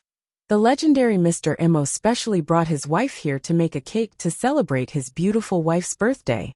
The entire shop was closed, and I was the only one left here to accompany him in making a cake. Perhaps it was because making a cake wasn't that difficult. Otherwise, why would Mr. Mo become more energetic as he worked? Later, I went outside to retrieve something. When I returned, I saw that Mr. Mo and Mrs. Mo's bodies were covered in cream, but the cake was undamaged. It seemed like the couple had used the reserve cream to have a big battle. She didn't know if it was because the weather on the island was too hot, but there were a few mosquitoes that had flown in. Otherwise, why would there be a few red mosquito packets on Mrs. Mo's neck?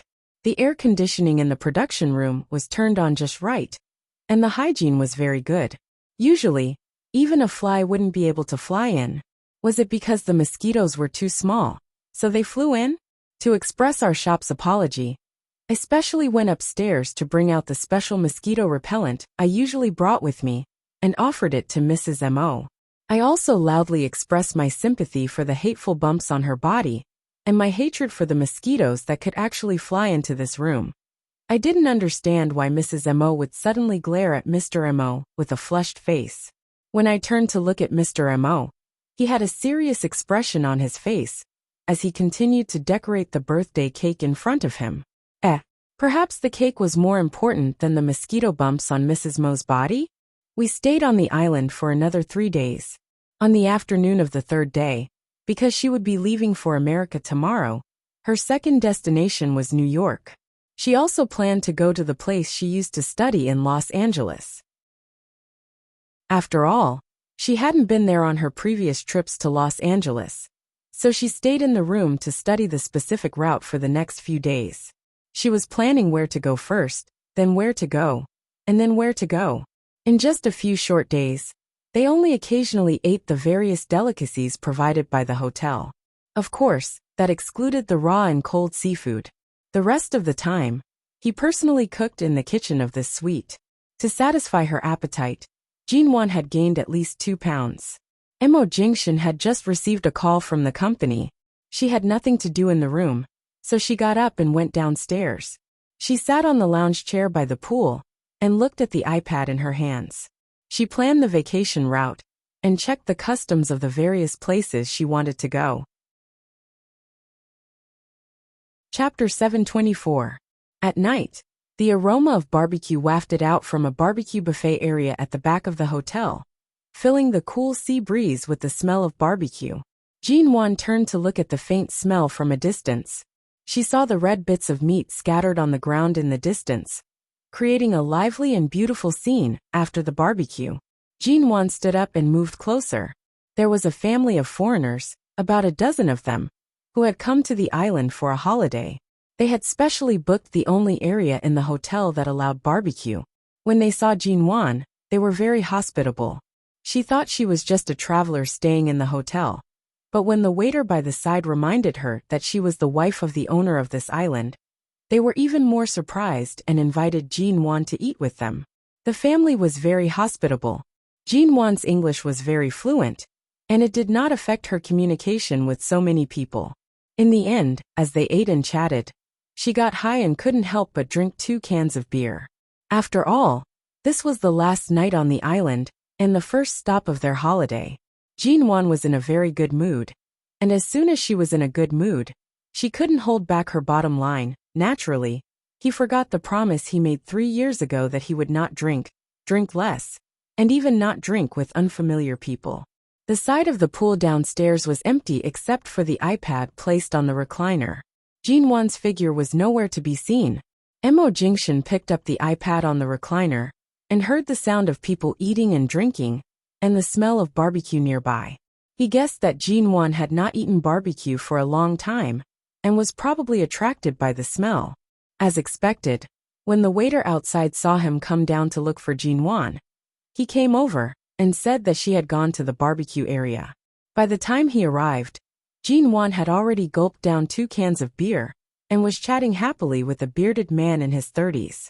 It was unknown what they were talking about, but the bearded man laughed heartily and handed a can of beer to Jinwan. Jinwan did not reject him, and opened the can with a caw sound. She was about to drink, when she suddenly sensed someone's gaze. She paused and turned to glance at the entrance of the barbecue area. The moment she saw the man standing under the cold moonlight, and watching her indifferently as she prepared to drink, Jinwan's movements stiffened. She had been a little high earlier, but now she was abruptly sober. Right now she was a recovering patient. She either pretended to be weak, or said that it hurt here and there. In any case, she bullied him endlessly, and then found an excuse to show weakness, so that he wouldn't fight back. Now, she even dared to drink alcohol. Ahem, I have something to do. I'll go. Thank you. Jinwan greeted the family with a smile and nodded politely to them. At the same time, she told the waiter to bring them more seafood, meat, beer, and other things. The barbecue would be put under her and Mo Jingshan's names, so they didn't have to pay. She then stood up and walked over. When she approached Mo Jingshan, she heard the man's mild voice. You came here to eat barbecue and drink beer while I wasn't paying attention? Jinwan. I smelled it and came over. I couldn't help myself. Mo Jingshan glanced at him again. Didn't you say your stomach hurt in the afternoon? It doesn't hurt anymore? For the past few days, every time this man pressed her down on the sofa and kissed her, she would take the opportunity to pretend to be sick. At this moment, she unnaturally raised her hand and scratched her ear. And it doesn't hurt anymore. Well, it's good that it doesn't hurt. The man glanced at her again, took her hand and turned to leave. Seeing that he didn't seem to have any intention of pursuing the matter, Jinwan was slightly relieved, and obediently followed him back. Fortunately, she had eaten quite a few skewers of barbecued meat just now. Otherwise, she would probably be very hungry now.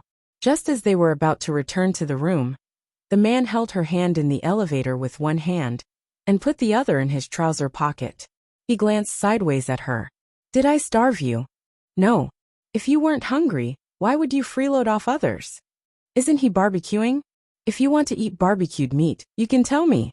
Is there anything I can't satisfy you? You just had gastritis a few days ago. Let's just eat something normal or light. You can't eat barbecued meat or anything like that. I only went to chat with him and ate a few skewers. Mo Jingshan glanced at her again. Seeing that Jin Wan's gaze was very sincere, he did not say anything more and brought the little woman back to the room. Originally, Jin Wan thought that this matter was just a small interlude. However, when Mo Jingshan went to prepare dinner, she had just finished showering when she smelled the scent of barbecued meat. She walked out while drying her hair. When she entered the kitchen, she saw that on the stove in front of Boss Missouri, there was a small barbecue equipment that the hotel staff had brought in. There were various meat skewers, shrimp skewers, vegetable skewers, chicken skewers, and other essential ingredients for barbecuing. The smell was even more fragrant than the skewers she had earlier. Jin Wan's hand, which was holding the towel, froze on top of her head.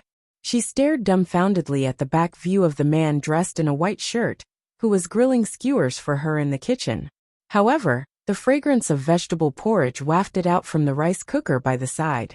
This meant that he still planned on sticking to a light diet for a few more days.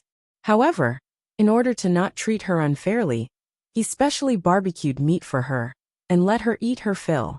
It would be a lie to say that she was not touched. Jin Wan walked in. She looked at the skewers of fresh meat and various ingredients before turning back to look at the man. I can't eat so much by myself. The man did not turn back. He was currently sprinkling seasoning on the skewers. He calmly said, "Eat as much as you can. Eat until you're full. Otherwise, you'll have to freeload off others." Jin Wan was embarrassed. She was only freeloading off a meal. How did she offend him? It's fine if you're just freeloading off. Just a few skewers of meat is enough to make you lower your guard. You even dare to accept alcohol from anyone. Jin Wan.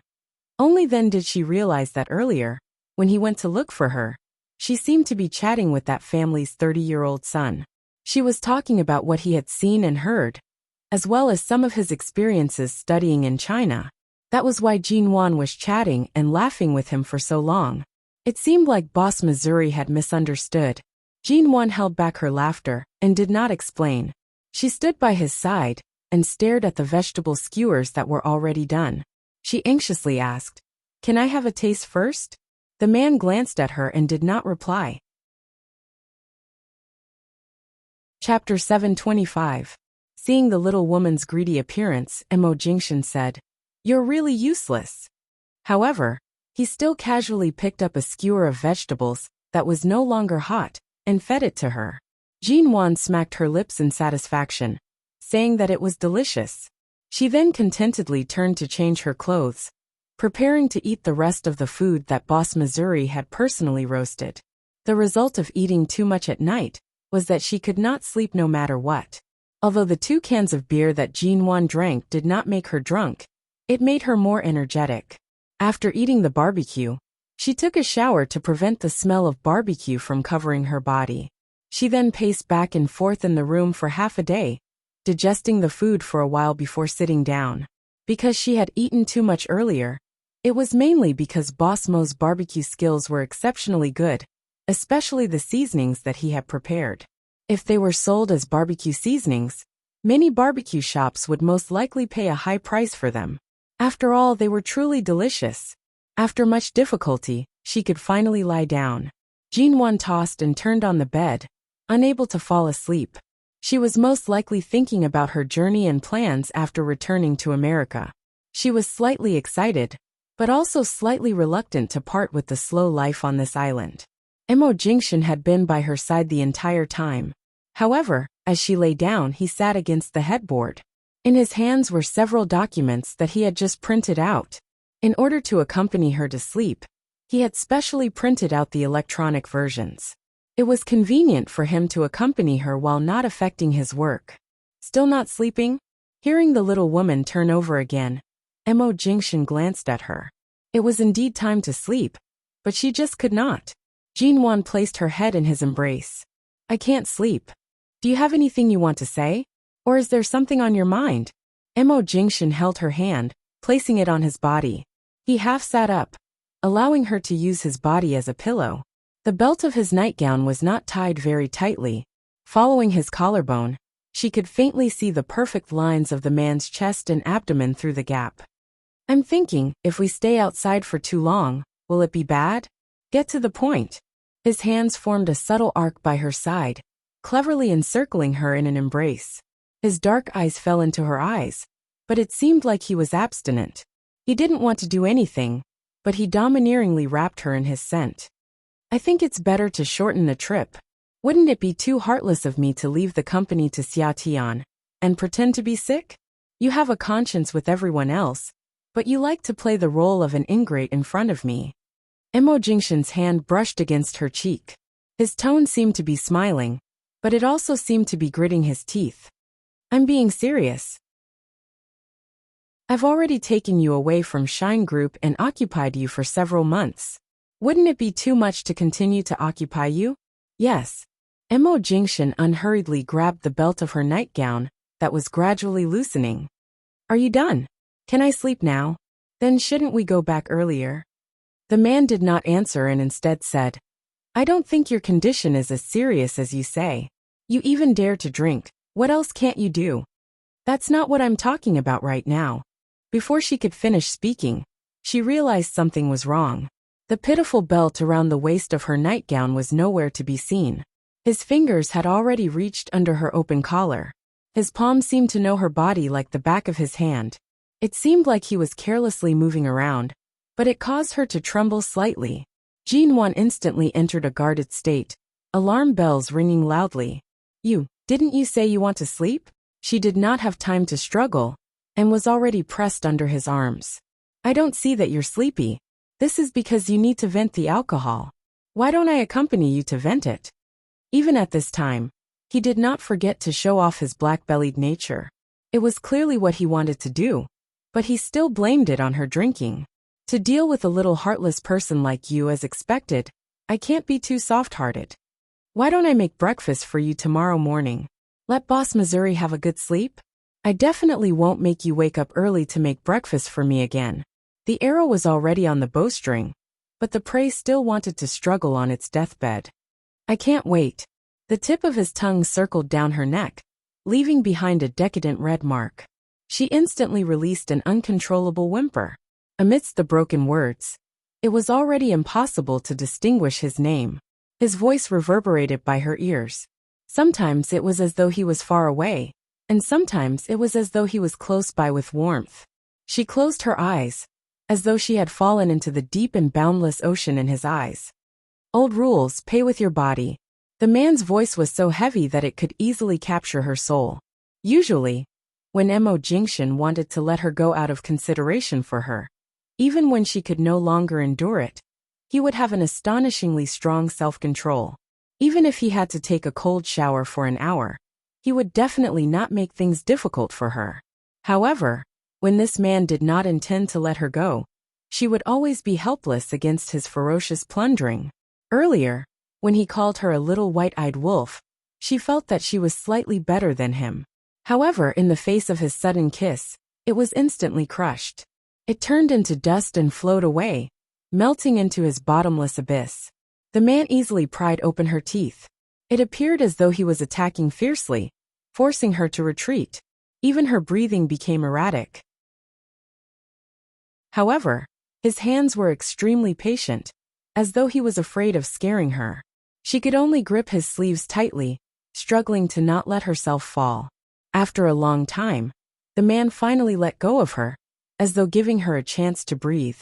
However, in a moment of carelessness, the man's hand had already reached for her waist.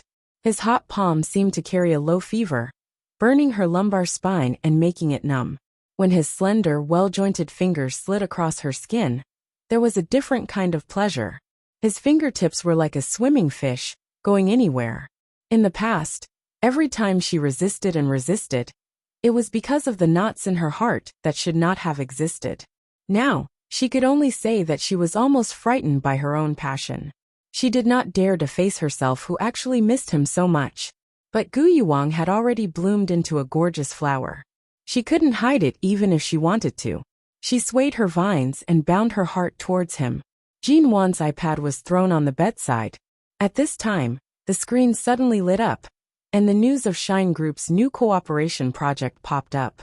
Although Mo Jingshan did not personally go back to participate, as the CEO, he would definitely put his photo on the news. In the photo, he was still immaculately dressed. The collar of his shirt and suit were tightly fitted. From the corner of her eye, Jean Wan caught a glimpse of the photo of the news that had lit up on the screen. She immediately had an evil thought. She looked at the man who was currently doing things to her body and bit down on his Adam's apple that was rolling up and down. Chapter 726. However, the result of this bite was that Mo Jingshan reached out to hold the back of her neck, lowering his head to kiss her harshly. Due to her provocation, his kiss became more and more forceful and domineering. It was so passionate that it was almost rough. His fingers slid down bit by bit, pushing aside the hem of her dress and rubbing against her thighs.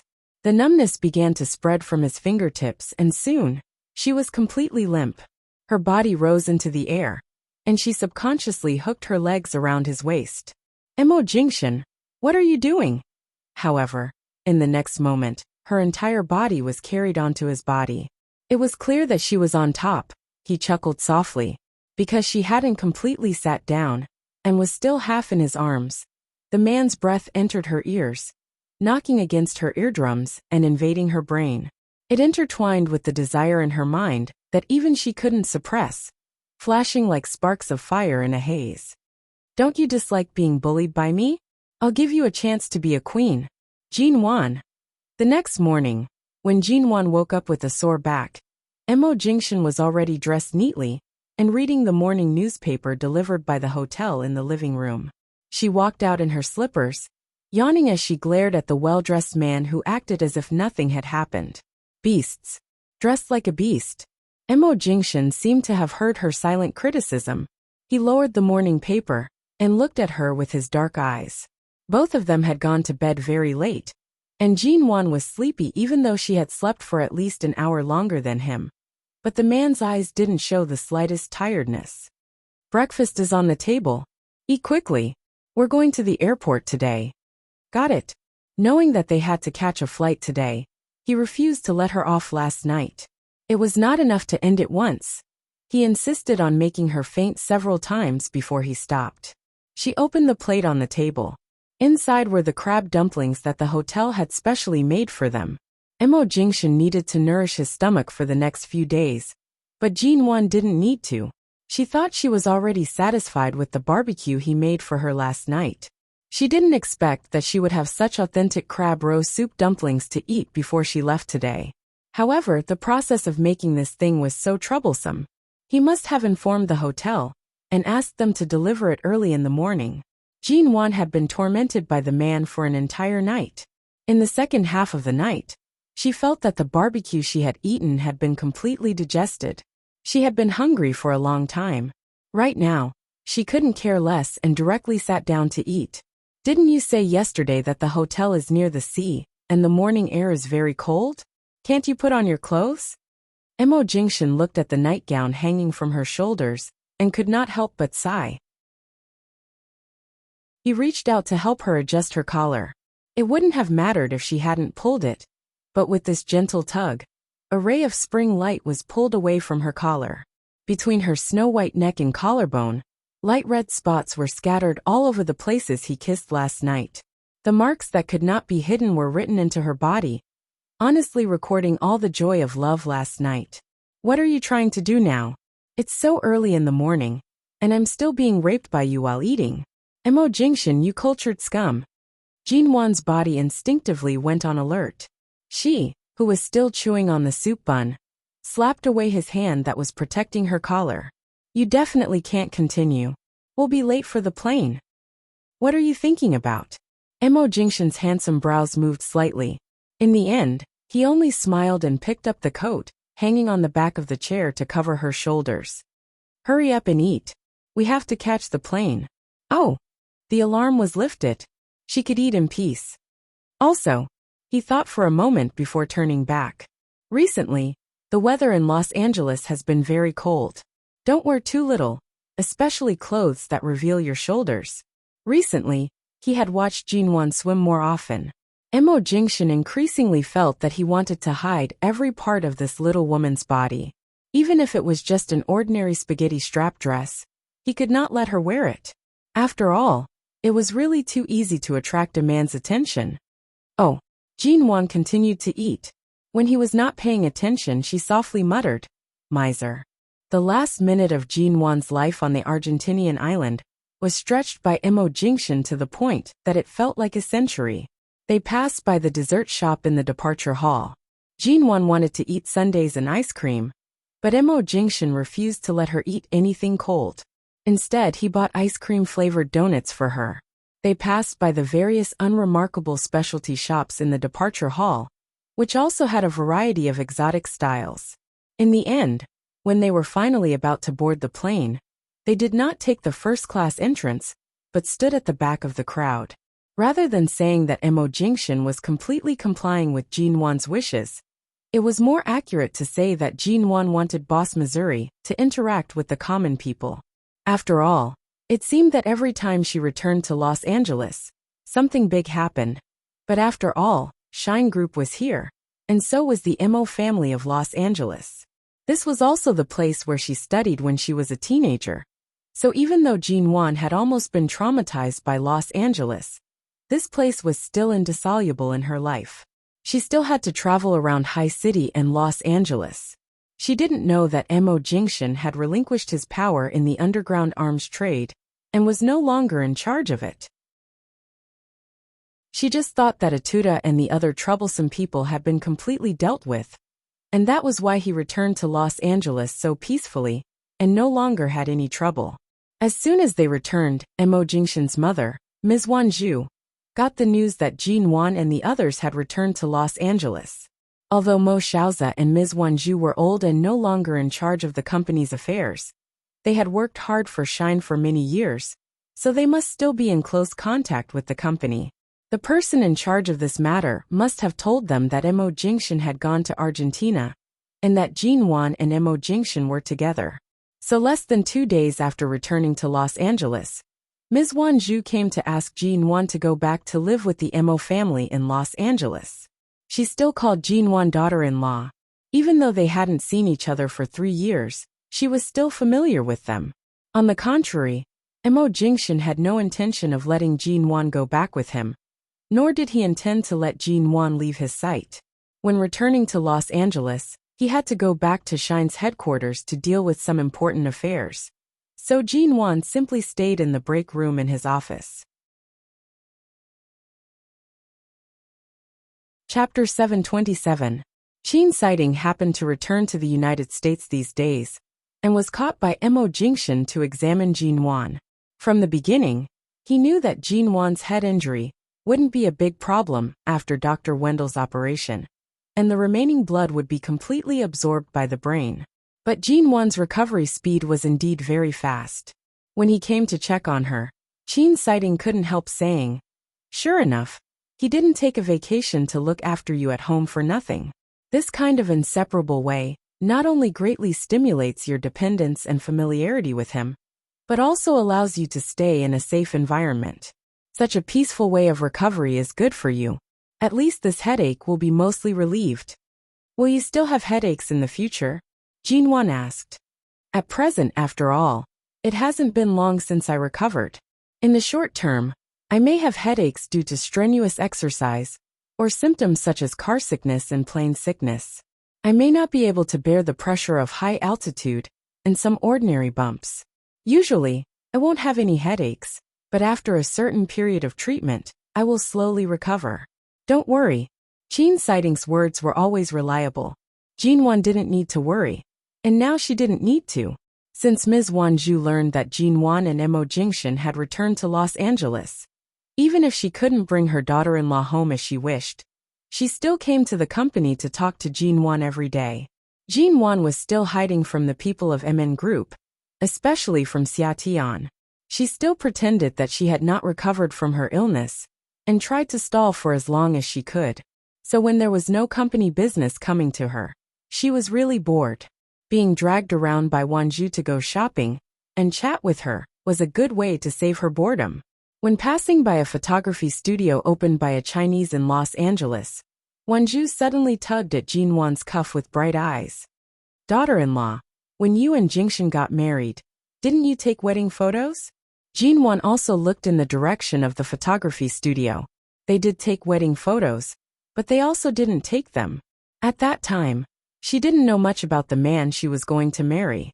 It was only because of Ji Hongwen's persuasion, and for grandfather Mo's sake, that she agreed to let the photographer take a few photos of her at home with the wedding dress he had chosen for her.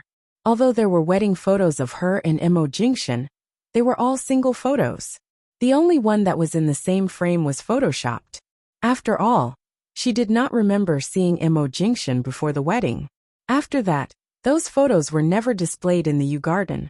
After all, she was unwilling to display them in the beginning. Later, because they were all taken alone, she felt that it was meaningless, so she never took them out again.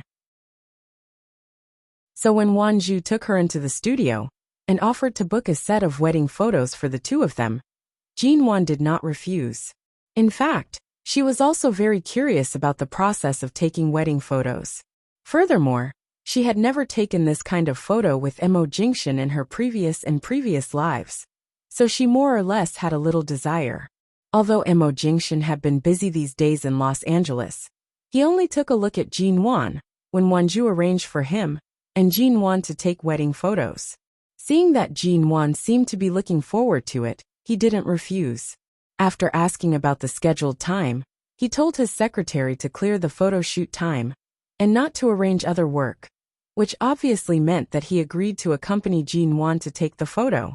In fact, the wedding photo shoot was scheduled for 2 days later.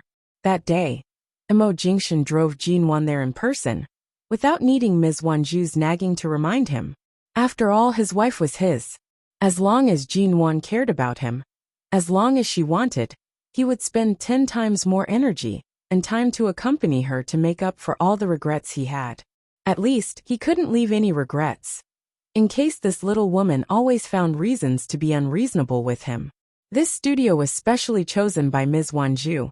It was said that an old friend's great-grandfather had studied abroad more than 100 years ago, and then settled in the United States, where he opened a studio here. This studio had been open for more than 100 years, and was now a very famous studio in Los Angeles. Most of the people who came here to take photos were Chinese. Of course, some foreigners who wanted to take photos in Chinese classical style would also come here. Recently, Wanju also wanted to take good care of the two of them, so when she booked the photo shoot, she took the initiative to choose 4 sets of clothes for them in advance. Jinwan trusted Ms. Wanju very much, so she naturally wore whatever she had. The first 2 sets of her white wedding dress and Mo Jingshan's suit were very normal, and the photos were also very happy. The third set was purely in Chinese classical style, the kind of bright red wedding dress, and also very beautiful. Based on Madame Wanju's age, no matter how fashionable she was, the things that caught her eye would definitely follow the rules. She would not come up with all sorts of novel ideas like young people. However, she had to admit that although these styles were conventional, each one was more festive than the last. It made Jinwan feel as though she was not married to Mo Jingshan for long. Instead, it was as though she was preparing for her wedding. There were several times when she changed her clothes and came out to take photos. Under the thin layer of foundation in her bridal dress, her face would turn red. And the fourth set. Before entering the fitting room, Jinwan's mind had been set on the clothing of women of the Republic of China in the anti-Japanese war films, or those young ladies from wealthy families, or those singing at night in Shanghai. She tried on several sets of cheongsam in a row. Although they were beautiful, Jinwan could not show much style. Especially with Ms. Wanju watching from the side with a smile, she was even more stiff. In the end, she either dressed up as a young lady in a standard photo studio style, or dressed up as a prostitute with the taste of a good woman. Facing the mirror, she twisted her body with her hands on her hips, stretched out her slender legs, and tried to throw a kiss and a wink. It was not that Jinwan did not know how to dress seductively. It was not that she had never been sexy before. But Ms. Wanju was by the side. She wanted to act very flirtatious, but she still held back a little. Her movements were also slightly stiff. So for some reason, she looked very much like a child secretly wearing an adult's clothes. In the end, Ms. Wanzhou thought that she was tired from taking photos today, and did not want her to be too tired. So she simply gave up on this classic and sexy look, and decided on a scholarly student's outfit. In the end, very good. After putting it on, Jinwan felt that she could directly participate in the Yellow River cantata. Jinwan looked at herself in the mirror with 2 braids, and felt a little discouraged. She wondered if she had really become too thin recently. She could even wear sexy clothes to look like a good woman. In the end, she could only dress up like this. No wonder Mo Jingshan said she was thin every day, and told her to eat more every meal. Jinwan's eyes lit up. Chapter 728. Jinwan looked at herself in the mirror. She was dressed like a student of the Republic of China. Although she was beautiful, and Mrs. Wanzhou praised her by the side, Jinwan still complained that she was too thin. She touched her waist, and made a plan in her heart. From tonight onwards, she would have at least 2 dinners, a plate of vegetables and a plate of meat. She thought as she walked out of the changing room, wanting to call the makeup artist over. Not far behind the changing room was a small balcony. Occasionally, there would be staff smoking there. Jinwan knew that Mo Jingshan's changing room was not far from there, and subconsciously glanced in that direction. In the end, she saw that the small balcony was covered with a warm sunlight weave, and there was a tall and straight figure standing against the direction of the light, which made her feel a little strange, but also so familiar. His shoulders were draped in a thick, dark trench coat. Around his collar was a circle of fur that indicated his status. Under the sunlight, it shone with the unique luster of animal fur. Above his black hair was a wide-brimmed hat of the same color. A long light-colored scarf hung from his neck all the way to his waist, swaying gently with his movements. She saw him turn his body slightly. The dark gray 3-piece suit accentuated his waist into a charming curve, and the elegant bronze-colored metal buckle became a low-key decoration. Under the love of the light, the retro patterns on it could be seen clearly. He tightened his black leather gloves. The lighter in his hand, which was originally meant for decoration, but could also be used, made a crisp sound. Then he lowered his head slightly, and lit a white cigarette. Jinwan rarely saw Mo Jingshan smoke. She only remembered that when she first returned from London and saw him in High City, he seemed to smoke a lot at that time. However, it gradually decreased. She had also heard from Shunmu that Mo Jingshan did not like to smoke. Even if he did, it was only occasionally. However, in the 3 years she was not around, he was indeed a heavy smoker. That lighter was clearly just a prop for taking pictures. The cigarette must have been a staff member, who saw him dressed like this, and felt that he should be handed one to Mo Jingshan. Thus, Mo Jingshan took it, and because he was waiting for her to change, lit it up. At this moment she saw Mo Jingshan, his side profile with the cigarette in his mouth. When he lowered his head, his Adam's apple moved slightly. Between the cuffs of his white shirt and his black gloves, his wrist that was not wrapped in any cloth, the collar he clasped tightly, and the finger that gently loosened his tie. It was as though they had turned into walking hormones, ruthlessly firing several shots in her heart, killing her on the spot. Jinwan was so absorbed in watching that she accidentally bumped into the cleaning tools by the door of the changing room, and fell to the ground with a clang, shattering all the fantasies she had about pouncing on Big Boss. Mo Jingshan seemed to have heard the noise. He extinguished the remaining half of the cigarette, and narrowed his eyes to look at her. When he turned around, his trench coat and scarf formed a perfect arc, and the lines of tension were thrown into her heart. She only saw his eyes under the brim of his hat and black hair. They were very deep, and because of this rare outfit, they looked very unruly. It was as though he had turned into the Republic of Mo Jingshan, and the Mo of her. Mo Jingshan of Mo of Jingshan Mo. He had easily snatched away her 3 spiritual and 7 physical souls. Yet, when the man looked at her, he walked over after a while. Mo Jingshan sized her up. It was clear that he was suspicious of the style of Jinwan's clothes. "Are you going to go on a cruise?" Jinwan touched her Republic of China student attire in her 2 braids. She could not help but say with a sullen expression. Recently, no matter how much I eat, I can't gain any weight. I've been too skinny for the past few months. I should be dressed like a singer. It's perfect for a business tycoon like you. But right now, I can't support that kind of clothes. Mo Jingshan held back his laughter. He looked at Jin Wan, who had turned into a literary young man, because she could not dress like a singer. He then glanced at the light blue student attire and long skirt she was wearing. This is not bad. Who told you that a business tycoon must like a singer? My stomach has just recovered. It's not good to eat too much fish and meat. Plain porridge and side dishes suit my appetite. Plain porridge and side dishes? Have you forgotten how sexy I was when I first came back from London, and was pursued by all kinds of men? She was still a little thin since she was injured and in a coma. When her figure returned to its perfect state, let's see if he still dared to say she was a plain porridge and side dishes. Jin Wan was not willing to be a plain porridge and side dish. She turned back to the dressing room and planned to change into a cheongsam. Mo Jingshan waited at the door for a moment. Because Jin Wan said she wanted to choose her own clothes, he asked the staff to go out first. Wanju also came out to find the water dispenser to pour a glass of water for Jin Wan. Only Jin Wan was left in the room. The man glanced at the dressing room, which was slightly closed by Ms. Wanju. He frowned and reached out to help close the door, so as not to expose himself. However, the moment he approached the door, he caught a glimpse of the scene inside. He kept his hand on the door handle and did not move. His little woman. She reluctantly changed into the faraway songstress clothes. From the beginning, her body was exposed, and then she put on the clothes. Then, she stood in front of the mirror and kept posing.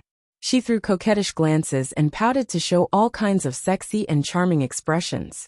Perhaps she felt that it was not enough, so she pulled down the clothes on her shoulders and continued to pose with her thighs exposed in front of the mirror. Perhaps the two braids on her head were too strange, so she untied her hair and stood in front of the mirror with her long hair hanging loose. So how satisfied was she with the clothes he was wearing that she was so dissatisfied with herself because of the contrast. The little woman pinched the cloth on her waist from time to time, wondering if she should use a clip to clamp a piece of cloth behind her, so that she would not look too thin. After posing like this for a long time, Jin Wan was tired of blinking and finally glanced at the door out of the corner of her eye. However, she suddenly saw the man outside the door, who had been watching her for a long time. She screamed and turned to rush over to close the door, but she ran too fast. She was wearing indoor slippers for changing clothes, so she staggered and fell forward. The man outside the door opened the door unsurprisingly and caught the little woman, who threw herself into his arms. When Jin Wan stumbled out of his arms, looking at her disheveled hair, Mo Jingshan smiled slightly. The way you threw yourself into my arms is more seductive than any other style.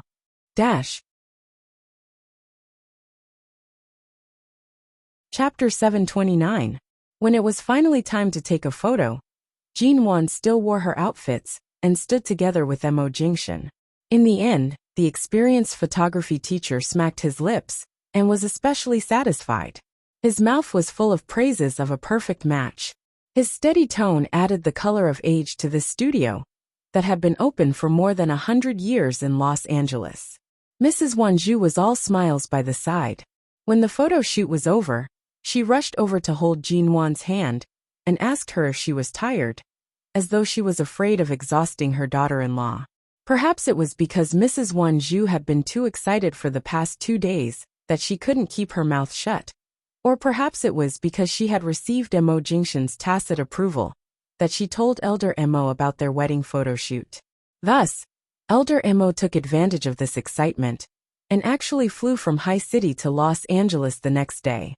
According to Elder Mo, it had been at least 10 years since he had taken a plane, and it had been 17 or 18 years since he had been to America. This time, in order to find his granddaughter-in-law, he was willing to risk his life to come to Los Angeles to reunite with them. He would stay in Los Angeles for a month before returning to High City. The television in the living room of Shine Group's CEO's office was broadcasting the news. Behind the host, there were people walking to and fro. Thanksgiving was very lively in the West. The small smiles on the passers-by's faces represented a certain festive atmosphere that slowly seeped into the night air. The familiar sound of pots and pans colliding gently came from the spare kitchen of the break room, and a pleasant aroma of food wafted out. Jinwan sniffed. And today it was sweet and sour spare ribs. She raised her head and secretly glanced at the door. Warm light shone through the crack of the door, gently passing through the dry air and shining into her eyes. The tall and straight figure, who had just left a certain high-level meeting in this building 2 hours ago, was holding a spatula and carefully placing the dishes on a plate. The overhead light of the kitchen and the aroma of the food slowly intertwined in her consciousness, wrapping him up and gently sending him to the bottom of her heart. The faint scent of grass on his body was mixed with the smoke of the world. She saw the nape of his neck under his black hair, which curved beautifully under the light. This great boss Missouri-come-chef Mo, who usually cooked whatever she liked to eat, had started to patiently cook for her, because she had recently started to crave the taste of Chinese food again. Even though he would always complain that the smoke from Chinese food would make the house filled with smoke, her dinner would always include a few of her favorite dishes. As for the sweet and sour pork this time, she guessed that when she returned to the Mo family in Los Angeles 2 days ago, Mrs. Wanzhou had made a plate of pork ribs, but she was too embarrassed to eat too much in front of Mo Xiaozi. She only picked up 2 pieces and ate the food in front of her. It was precisely because she clearly wanted to eat, but was too embarrassed to do so. She clearly did not mention this matter, but Mo Jingshan clearly saw it. While her thoughts were still wandering, he had already walked out of the kitchen. In her eyes, the sight of him holding a plate was more tempting than the steaming hot sweet and sour pork ribs. "What are you looking at?" He freed a hand to pat her head as she approached. "Go wash your hands." There was a faint fragrance on his hand, carrying the warmth she was familiar with. It was as though this extremely ordinary office break room was able to block out all the disturbances of the world. The festive atmosphere of the Westerners outside had also transformed into a warm and ordinary day by his side, peaceful and lasting. After the meal, "Come with me to the Mo family tonight. Someone has come," Mo Jingshan suddenly said as Jinwan placed the last piece of pork ribs into her mouth. Jinwan abruptly coughed. She almost spat out the pork ribs she had just finished eating. She glanced at him in surprise. "Isn't Grandfather Mo here? Who else is there?" "Grandfather hasn't been to America for almost 20 years. It's rare for him to come." His old friends from back then heard the news and naturally came to visit. He placed a glass of warm milk in front of her, scolding her for being useless with his gaze. "But they're having a reunion with their old friends. Do they need us to go over?" As Jinwan spoke, she carefully pushed the glass of warm milk to the side. She wanted to push it further away, when he was not paying attention. She had eaten a lot earlier. Right now, there was no space left in her stomach to hold the milk. Who was the one who said that in the future, you have to eat 2 bowls of rice, 2 bowls of vegetables, and 2 glasses of milk for every meal? You've only reached half of your goal, and you can't eat any more? He noticed her small movements. "Are you still complaining that you're too thin?" Jinwan glanced at the milk that she had pushed further away. Tonight, she had eaten a bowl and a half of rice, and an entire plate of sweet and sour pork ribs. Mo Jingshan had barely eaten, allowing her to eat them all. How could she have such a big stomach? However, this milk had been warmed by Boss Missouri with good intentions. Jinwan could only bring it back. She pretended not to notice the satisfied smile on his lips, and drank more than half of the milk. The so-called reunion of Elder Mo's old friends was indeed different from what Jinwan had imagined. She had thought that it would be like what she had seen on television, where a group of old people in their 70s and 80s would stand together and sigh over the haste of life. Or perhaps, they would cry because they did not know if they would ever meet again. But it was a group of old men sat together drinking tea and chatting. Each of them wore a smile on their faces. Even Jinwan felt as though she was bathed in a spring breeze. However, she had no interest in this group of old men's mahjong table. It could even be said that she could not understand the way these old men thought. They had only met once in almost 20 years. Their after-dinner entertainment was not to sit together and cry about the past, but to play mahjong. Furthermore, there were 2 mahjong tables.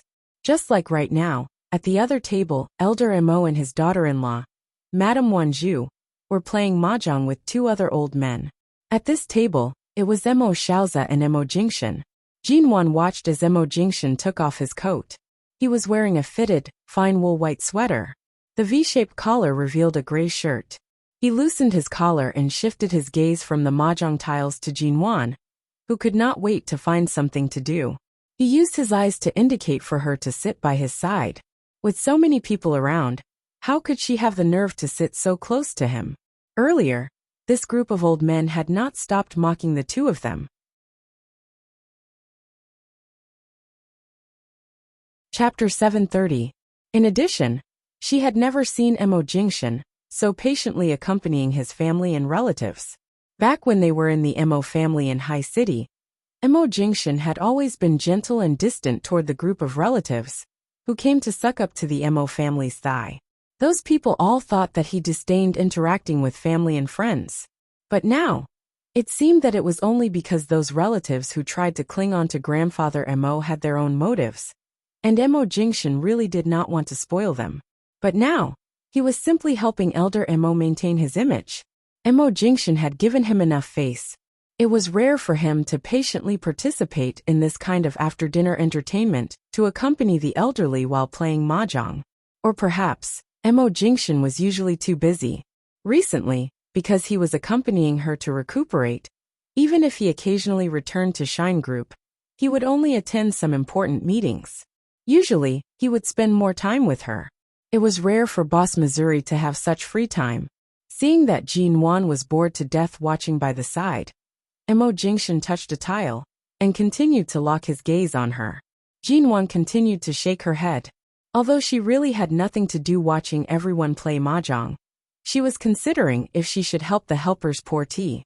But previously, when she wanted to help, Mrs. Wanzhu had glared at her, indicating that there was no need for her to help, and that she should rest well.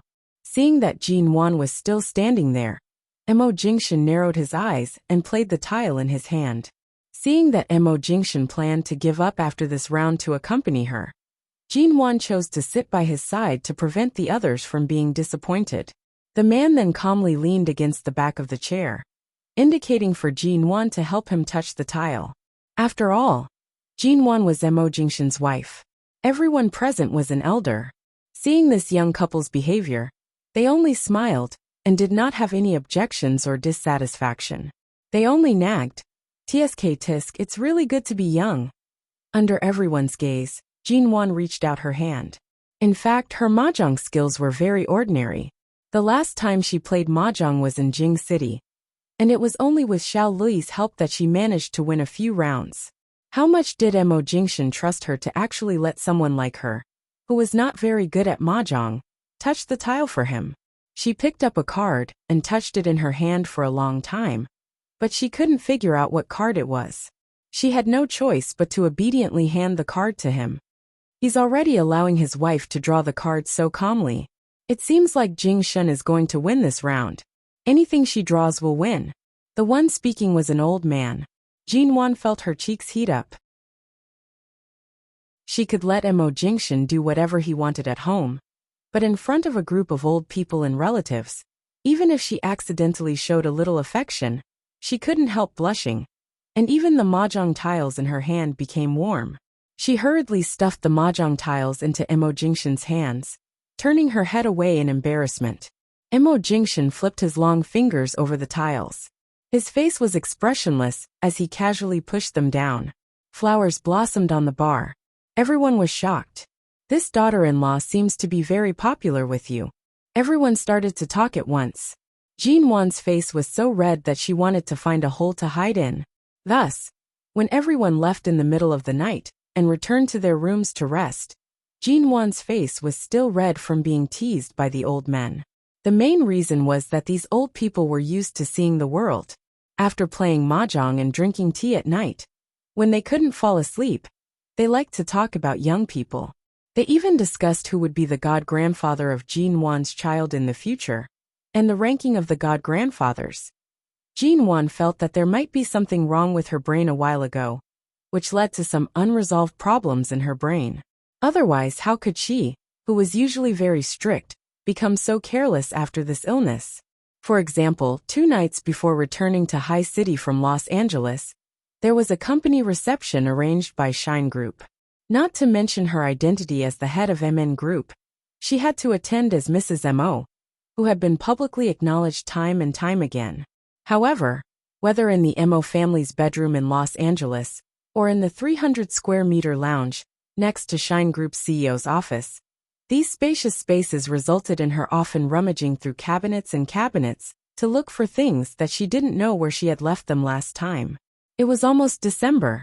Although it was not Shine Group's year-end reception, it was rare for Mo Jingshan to attend it in person, so it was naturally more grand than usual. Mo Jingshan, have you seen the white shawl I bought a few days ago? Jin-won rummaged through the closet in the bedroom and shouted angrily at Mo Jingshan, who was outside. I put it in the lounge after I bought it. Where did it go? How would I know? CEO Mo, who was neatly dressed, looked at his watch. There was still half an hour before the reception began. Don't rush. Take your time. We're running out of time. There was a clattering sound in the room. Mo Jingshan thought that Jin-won was going to tear down the closet door. It was not too late. It was only a 5-minute drive from here to the reception, which was enough for Jin-won to continue looking for things. Now the only reason why she was impatient was that she had been looking for this shawl for more than an hour and still hadn't found it. Can't you change to another one? He watched as she ran from the master bedroom to the secondary bedroom. He suddenly seemed to have thought of something. He paused for a moment before walking over. When Jin-won opened the secondary bedroom's closet door, it was empty, yet it seemed to be filled to the brim. A man's suit was neatly hung on the left, along with several neat shirts. By the side, there was a leather coat with an intricately patterned bronze-colored buttons. It was paired with a cane and a wide-brimmed hat. It looked slightly familiar. Wasn't this the business tycoon's outfit that Mo Jingshan wore that day in the Chinese photo studio? She heard the man's footsteps and the door closing behind her. When she turned back, she met his deep black eyes. Mr. Mo, do you want to explain? She thought that he had an indescribable fondness for this kind of thing, and couldn't help but deliberately glance at the closet. The man was unperturbed. I asked someone to custom make a new set based on that one. The quality of the clothes there is too poor.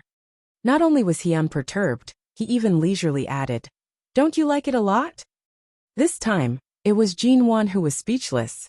She stared at the man's expression, which could not be any calmer. She recalled her infatuated expression when she faced the business tycoon of the Republic of China, Mo Jingshan, and her lips couldn't help but twitch.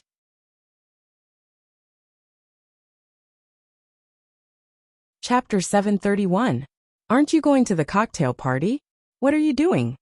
Jin-won's body instinctively sounded the alarm again. When she turned around, she saw that he had locked the door to the break room. She couldn't help but ask, You're not going to the cocktail party? I'll change my clothes for you to see. The expensive necktie was casually thrown to the ground, and then he began to unbutton his shirt unhurriedly. So that you don't have to think about it every day. Jin-won.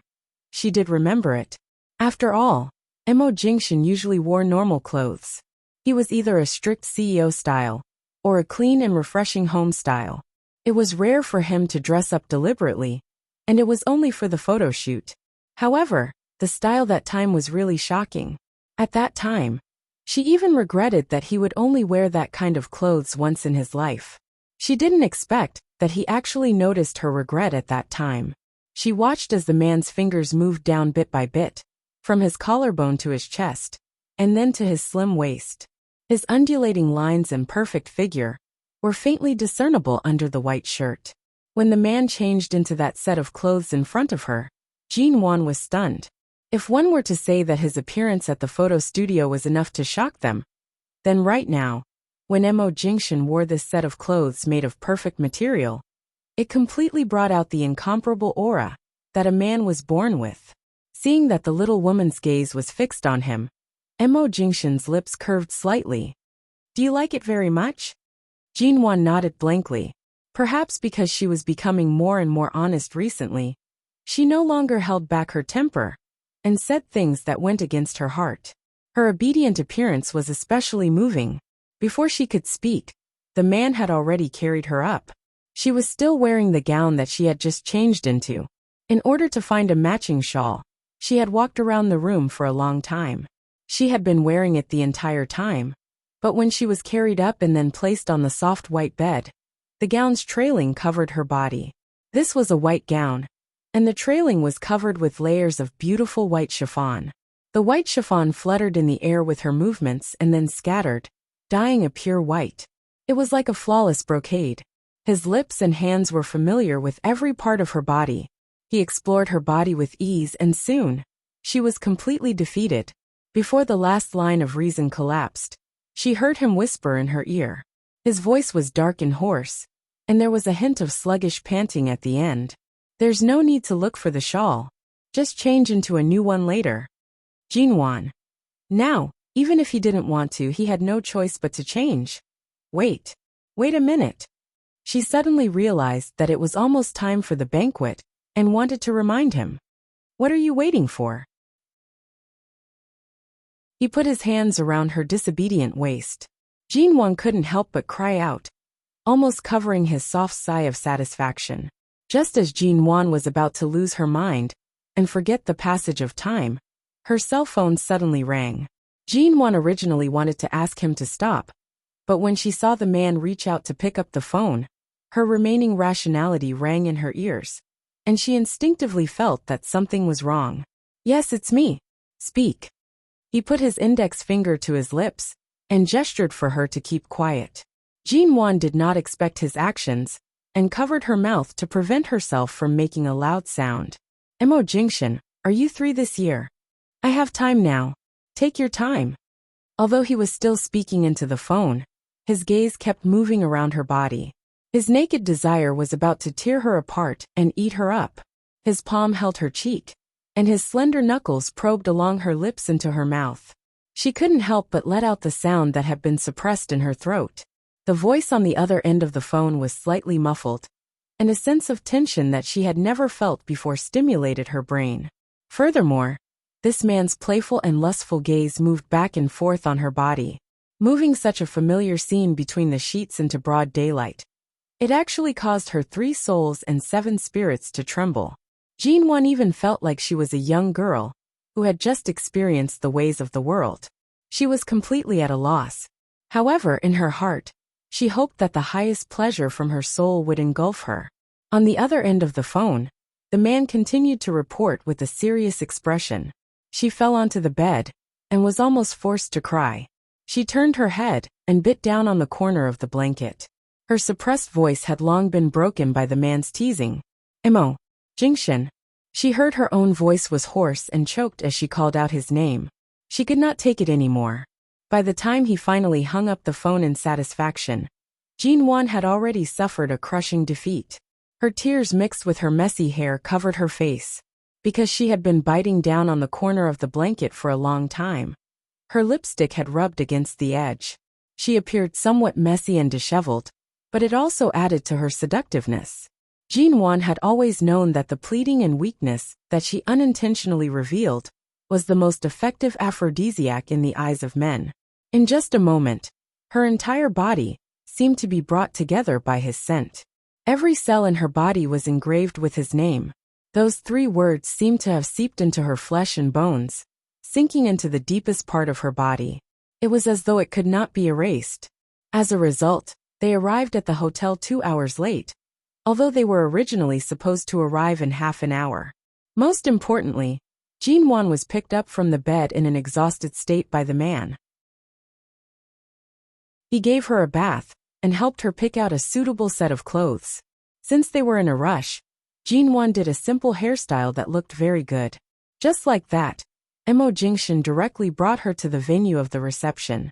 When they arrived, a group of people from Shine Group and their business partners swarmed over. Jinwan had been tormented by this beast in human clothing until she was dispirited. When she arrived, she maintained a suitable smile. When the crowd gradually dispersed, she found a seat with fewer people and sat down. She was so tired that she did not want to speak. If it weren't for the fact that she was attending as the representative of MN Group today, she most likely would have directly fallen asleep on the bed. She definitely would not have come. However, after all, MN Group's face was here. She had worked so hard to support the company, and it was rare for it to have such an occasion in Los Angeles. It would not be appropriate for her to not come. But it was true. Good. Tired. Most importantly, not only did she not find her shawl, but he had also forcefully destroyed the gown she liked. Mo Jingshan, this beast. Beast. Dash. Chapter 732. Jinwan was too quiet at the cocktail party tonight. Many people came to see her, because they heard that Mr. and Mrs. Mo would come in person. But apart from seeing Jinwan when they arrived, they didn't pay much attention to where she was. At this time, Jinwan was sitting on the sofa in the corner. Her back was sore and her legs were weak, so she didn't want to move. Mo Jingshan knew what state she was in, so he put his coat on her shoulders and asked her to sit there to rest. As a result, the others didn't see where Jinwan was, but when the people nearby saw her sitting there lazily, they just thought she was not feeling well or something, so they greeted her when they passed by. Jinwan also raised her hand politely to say hello, with a polite smile on her face. Jinwan didn't pay much attention until two young girls in the distance quietly looked toward her and whispered to each other. Jinwan didn't pay much attention to them, but she just turned to get a glass of red wine and went back to sit on the sofa. When she looked back, she saw that one of the girls in a pink evening dress was approaching Mo Jingshan with a blush. She didn't know what she was saying to Mo Jingshan, but it was not hard to see that she adored him. Jinwan glanced over there. There were many women who adored Mo Jingshan, so she was not surprised now. She saw that Mo Jingshan didn't even look at the girl, but was talking to a man next to him, looking indifferent as if he didn't see the pink peacock-like girl next to him. After talking to the man next to him, he ended the conversation and walked away from her without a trace. It seemed that she was the daughter of a business partner in Los Angeles. Seeing that Mo Jingshan didn't even look at her, the girl was a little disappointed, but didn't dare to approach him again. She turned around and resentfully returned to the other girl. The two of them seemed to be discussing something, and their eyes kept glancing in Jinwan's direction. Then they suddenly approached her, thinking that Jinwan hadn't noticed them. When they came over, they seemed to approach her unintentionally. Then the two of them picked up the red wine on the long table beside Jinwan, chatted with each other while drinking, and then continued to approach her. When she saw that one of the girls was about to spill the red wine on her, Jinwan sat still and said lightly, "Even if you spill the red wine on me and force me to find a place to change my clothes, even if I'm not sitting here, Mr. Mo won't look at any woman except me. I advise you not to try your luck. Otherwise, even Mr. Mo won't let you off easily. After all, no matter how rich the Mo family is, this dress worth more than 1,000,000 yuan was spilled by the red wine." He has to give her an explanation. The girl who almost spilled the red wine on her stiffened and immediately steadied the glass. She glanced awkwardly at Jinwan. Jinwan didn't dare to spill the wine on her. She didn't dare to do so. However, Jinwan sat there indifferently, with a casual smile in her eyes, but her eyes were cold. She had no intention of forgiving them for their misdeeds, just because they were young. The two girls were indeed young, and not very scheming. They just wanted to talk to Mo Jingshan. But seeing that Mr. Mo was too cold, they thought it was inconvenient for him to communicate with other girls, because his wife was here. So they took the opportunity to send Mrs. Mo away, and see if Mo Jingshan would talk to them.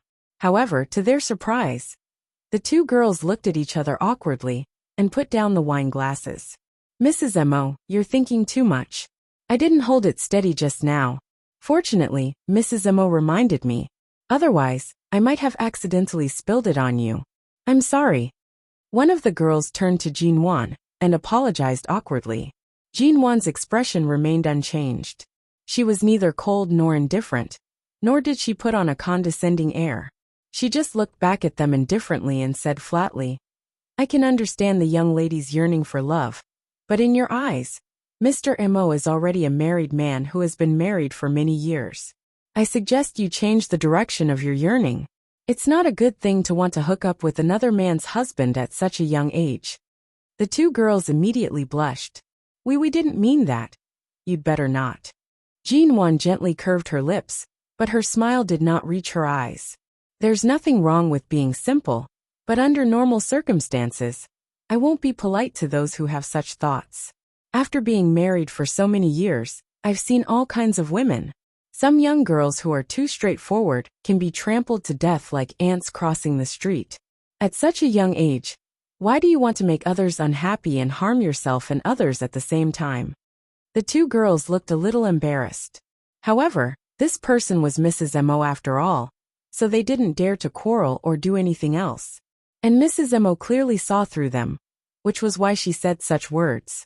In this case, if they continued to argue, they would not be in the right and would definitely be at a disadvantage. The two girls did not dare to say anything more. They looked at each other, stuck out their tongues, and turned to leave quickly, not daring to stay any longer. Jinwan was not affected by this little episode at all.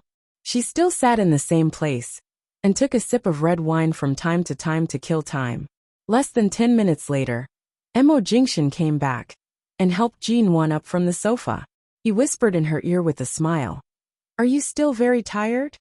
The man's voice was very low and light, and only she could hear it. Jinwan glanced at him, accusing him with her eyes. Of course, he had tortured her so much before coming to the party. It would be strange if she had the strength now. Recently, he had not stopped almost every night. It was as if he wanted to make up for the pain he had suffered in the past 3 years of abstinence. At this moment, there were people dancing at the party. Mo Jingshan held Jinwan's hand in the crowd, and did not go over to join in the fun. He let go of her hand and turned to hold her waist, drawing her into his arms, and lowered his head to look at her. I heard that Mrs. Mo said harsh words to someone today. If anyone dares to have any thoughts about Mr. Mo, you definitely won't be polite to them, right? Chapter 733. Mo Jingshan was very satisfied with the news that came out of the two girls' mouths. Jinwan calmly looked at the people in the dance hall and said, If I were standing here today as the head of MN Group, I might be able to avoid any disputes and protect my company's image. But now I'm Mrs. Mo. Some girls even want to step on my head. Do I look like I'm easy to bully? How could Jinwan be easy to bully? She had never been easy to bully, but she did deal with things according to the situation and the people. Mo Jingshan smiled in satisfaction. His hand tightened around her waist. With Mrs. Mo around, we can indeed avoid a lot of trouble. Are those little girls who come because of your reputation trouble? I thought Mr. Mo actually likes them very much. Jinwan deliberately teased him. The man's palm stroked her waist, and his voice was so low and husky that only she could hear it. Don't you know what I like, Mrs. Mo? And Jinwan. She immediately gave the man a reproachful look, but the man chuckled and lifted the coat on her back. If you're tired, go back and rest early. Tonight is just a formality. You don't have to be here the whole time. Jinwan grunted in response, but she did not leave so thoughtlessly. After all, she was already late. If she left early, it would be inappropriate. She knew this in her heart.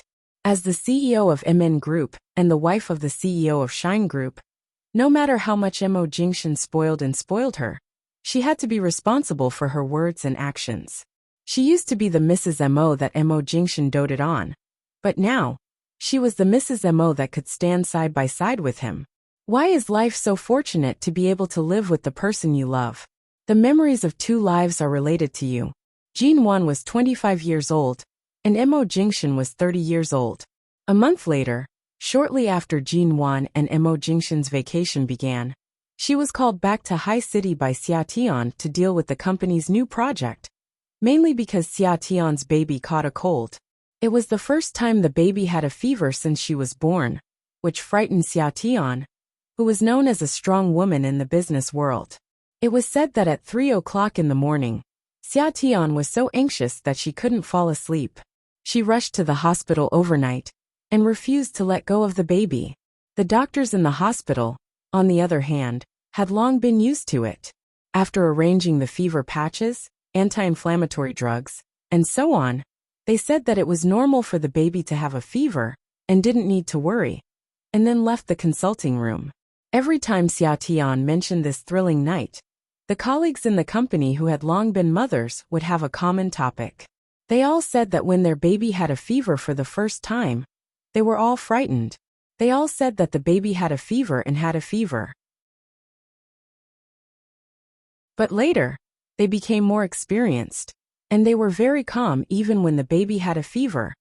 Half a month after Jin Wan returned to High City, she was oppressed by Xia Tian and her colleagues in the company. Every day, she was urged to have a baby. It had only been 2 months since she became clear-headed and recovered. It couldn't be that fast. Jin Wan was not in a hurry at all. As time went by, Mo Jingxin's birthday came. Jin Wan was actually a stubborn person. She didn't remember many festivals and anniversaries as clearly as other women. She thought about it carefully. It seemed that she hadn't specially celebrated Mo Jingxin's birthday for so many years. So a week before his birthday, she casually mentioned it to Xia Tian and Xiao Ba. But on the day of his birthday, she completely forgot about it. It wasn't until Xia Tian and Xiao Ba took her to the mall to buy things that she remembered it. But it was already the afternoon of the same day. She clearly remembered that when she got up in the morning, Mo Jingxin was the same as usual. It seemed that even he had forgotten about it. But 30 years old, was a full 10. And it was also the beginning of a man's most handsome and charming age. If she really didn't celebrate his birthday for him, it would be too unreasonable of her to do so. But as for the suggestion to wrap herself up as a birthday present, she very much rejected it. After all, this kind of thing was really too embarrassing. In particular, under the suggestion of the company's various employees, Xia Tian and Xiao Ba forcibly took Jin Wan to the mall and dragged her into a lingerie shop to try on a set of sexy lingerie. And it was the kind with cat ears. What on earth were these two women thinking? In order to make her quickly give birth to a child, they couldn't wait to send her to Mo Jingxin's bed every day, right? She silently hooked the hairband of the cat ears with her index finger and looked at the two women, who didn't want to make things worse. Xiao Ba. Boss, if you really don't know what gift to give him, just sell your body. No matter what, CEO Mo has always been so good to you. If you take the initiative to flirt with him, even if he eats you clean, you won't lose out. Anyway, you're husband and wife. If you want to eat him clean, you've already eaten him clean. Jin Wan. Xia Tian. That's right. When it's time to make a move, you have to make a move. Tell me, when have you taken the initiative in front of Mo Jingxin? If you deliberately flirt with him, seduce him, do you think the usually calm and collected COMO will directly have a nosebleed? Jin Wan. Hehe, it was possible that she would have a nosebleed. Xiao Ba. Boss, you can do it. Xia Tian. You can do it. Bravely wear it back for him to see. Jin Wan. Who could help her chase these two crazy women out? In the end, Jin Wan still succumbed to their power and had no choice but to buy the set of clothes back. Originally, she had a business meeting at the company. Xia Tian and the others said that there was no need for her to go, but this time, the business partner she had to meet was very important. Jin Wan put on a serious expression and insisted on returning home after the business meeting. The matter of celebrating Mo Jingxin's birthday was directly thrown to the back of her mind. And then, the result was, when she returned home, it was already past 11 o'clock p.m. There was still half an hour before Mo Jingxin's birthday party ended. Recently, the two of them had been staying at Aolan International and did not return to the U Garden. She quietly pushed open the door and saw that it was pitch black. She finally released a long sigh of relief in her heart. Although Mo Jingxin had been very busy after returning to High City, he should be able to understand her coming home a little later today. After all, everyone had work to do. Although the scope of her a little later seemed a little too wide, Jin Wan carefully removed her high heels and tiptoed into the bedroom like a thief. Pa! The living room lights turned on. She was startled and immediately straightened up. She happened to see Mo Jingshan standing in the middle of the living room with his arms crossed and a heavy expression.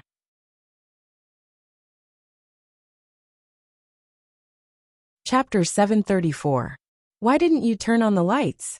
Jinwan softly muttered. What do you think? Mo Jingshan was dressed in dark blue home clothes, but it did not diminish his imposing aura. How would I know? Jinwan fearlessly replied. After speaking, she buried her head, as though afraid that Mo Jingshan, who had a terrible birthday, would beat her in the next second. What made her feel even more guilty was the equipment she was wearing under her clothes. Earlier, after returning from the business meeting, she was forcefully dragged into the break room by Xiaoba and Xiatian to change her clothes. Then, he came back wearing the clothes he had bought during the day. He only had a white cashmere coat on the outside. While changing, Jinwan's heart was already wailing. Who could tell her? Why was there a collar on this kinky lingerie? Why was there a bell on the collar? These two women, deducting her wages. At that time, she stood in front of the mirror with a red face and indignantly tied the bell around her neck. She then wrapped a thick scarf tightly around her neck to ensure that there would not be any jingling sounds when she walked. But to be honest, right now she only felt suffocated. His slippers stepped on the wooden floor silently. She could only see Mo Jingshan's slender legs approaching her dangerously. A week ago, you specially reminded me to celebrate my birthday. It's rare for me to remember this day clearly and come back early. In the end, this is the birthday you want to celebrate for me? Mo Jingshan stopped 10 centimeters away from her. His slightly hoarse voice rang above her head, filled with a hint of anger. Without raising her head, she could tell what his expression was like. It should be very bad. That's right, a week ago, she had specially mentioned that he was about to celebrate his 30th birthday. Mo Jingshan said that he rarely celebrated his birthday and did not need to do anything. But she said that he had to celebrate his 30th birthday. Thus he had remembered this matter. In the blink of an eye, the person who had spent almost all the 24 hours of the day was her. Jinwan wanted to refute, but was forced back by Mo Jingshan's pressing body. Cough, it's my fault. I have a business meeting tonight, so. She had better obediently admit her mistake. After all, today was the birthday boy's birthday. However, when she decided to lower her head and admit her mistake, Mo Jingshan stared at her neck for a long time. She felt that the great CEO Mo seemed to be stunned for a few seconds. He looked at her tightly wrapped cashmere coat with an unclear meaning. But in the end, he still turned to the side and allowed her to enter the house. The air conditioner was turned on in the room, and it was so warm that it even made her feel a little hot. She subconsciously wanted to take off her coat and scarf, but when she thought of the outfit inside, she swallowed her saliva and decided to stay calm. She shouldn't have worn it. She must be crazy to have been encouraged by Xiaoba and Xiatian to wear such a thing. Mo Jingshan closed the door and went to the kitchen to pour 2 glasses of water. The food on the table was already cold. He clearly had no intention of letting her eat. He came to sit by her side and handed her the water. Seeing that she was still wearing such a thick coat and scarf, he asked calmly, "Aren't you hot?" "It's not hot, it's not hot. It's cold." Ha, ha ha. He touched her cheeks that were even redder because of the heat. He raised his brows and was about to say something when Jinwan subconsciously reached out to cover his mouth. "I'm fine, really." His warm breath landed on her fingers. It was soft. After being husband and wife for so long, Jinwan finally realized that ever since she was reborn and took the initiative to seduce Mo Jingshan, it seemed like this man had always been the one taking the initiative. Regardless of what it was, even on the bed, he always stood in the dominant position. This was the first time she had done such a thing. She could not help but feel a little guilty. The moment her hand touched his lips, she rushed to pull it back. However, the man covered her hand with his, moving it to his lips for a light kiss. He then let her do as she pleased. Jinwan stared at his handsome face in a daze. She was even slightly dazed. Such a good man, a man that so many women drooled over. How did he become her man? "What are you thinking about?" He held her hand. Seeing that she was staring at him in a daze, he used some force to call back her wandering thoughts. I'm thinking that there's only a little time left before midnight. What should I do to make up for your 30th birthday? She spread her fingers apart and intertwined them with his. His long, slender fingers felt even hotter against her face. He held her hand and watched her face. He did not speak, nor did he reprimand her for returning too late. Just as Jin-won thought he was about to say something, his other hand suddenly wrapped around her waist and pulled her into his embrace. It's good that you're home safely. If you were any later, I'm afraid I would have sent bodyguards to your company to search for you. This man was really constantly worried about her safety. He did not plan to pursue the matter of her not celebrating his birthday with him. Jin-won leaned into his embrace, her fingers tracing the lines on his clothes. She closed her eyes to feel his steady heartbeat and softly said, "What could possibly happen to me? Unless someone is drooling over my beauty again." The man chuckled lightly. Outside the window, fine snow drifted down slowly. The room was as quiet as a dream. However, this was a dream. It was 2F*King hot. The clothes and scarf that were too thick for the room made it increasingly difficult for her to breathe. Her eyes seemed to be covered by a thin layer of mist. Even Mo Jingshan, who was so close to her, could not see clearly. She turned her face slightly and rubbed her eyes, trying to rub away the mist. However, it was counterproductive, and her vision became increasingly blurry. Mo Jingshan sensed her movements and raised his eyes to carefully watch her reddening face. "What's wrong with you?" To Jin-won's slightly flushed skin, his palm was slightly cold and extremely comfortable. She subconsciously rubbed against it. When she heard his words, she suddenly remembered the clothes she had specially worn for him, and immediately bounced up from his lap. It's all right. I'll go wash my face." After speaking, she immediately carried it into the bathroom. The full-length mirror in the bathroom reflected the woman wrapped in a thick coat and scarf. Her face was crimson, reflecting her dark and clear eyes, making her look somewhat beautiful. She tugged at her scarf. After hesitating for a moment, she untied it and put it in her bag. The bell on her neck jingled as she moved. Listening to the sound, she sniffled and blinked at the mirror. She felt that this was a completely different feeling from the time when she kept winking at the mirror during the wedding photo shoot. One time, she was just doing it for the photo shoot, and the other was for real. Mo Jingshan stood in the living room. Hearing the movements inside, he walked over and opened the bathroom door. However, Jin-won, who had already taken off her coat, was standing inside. She was about to come out when their eyes met.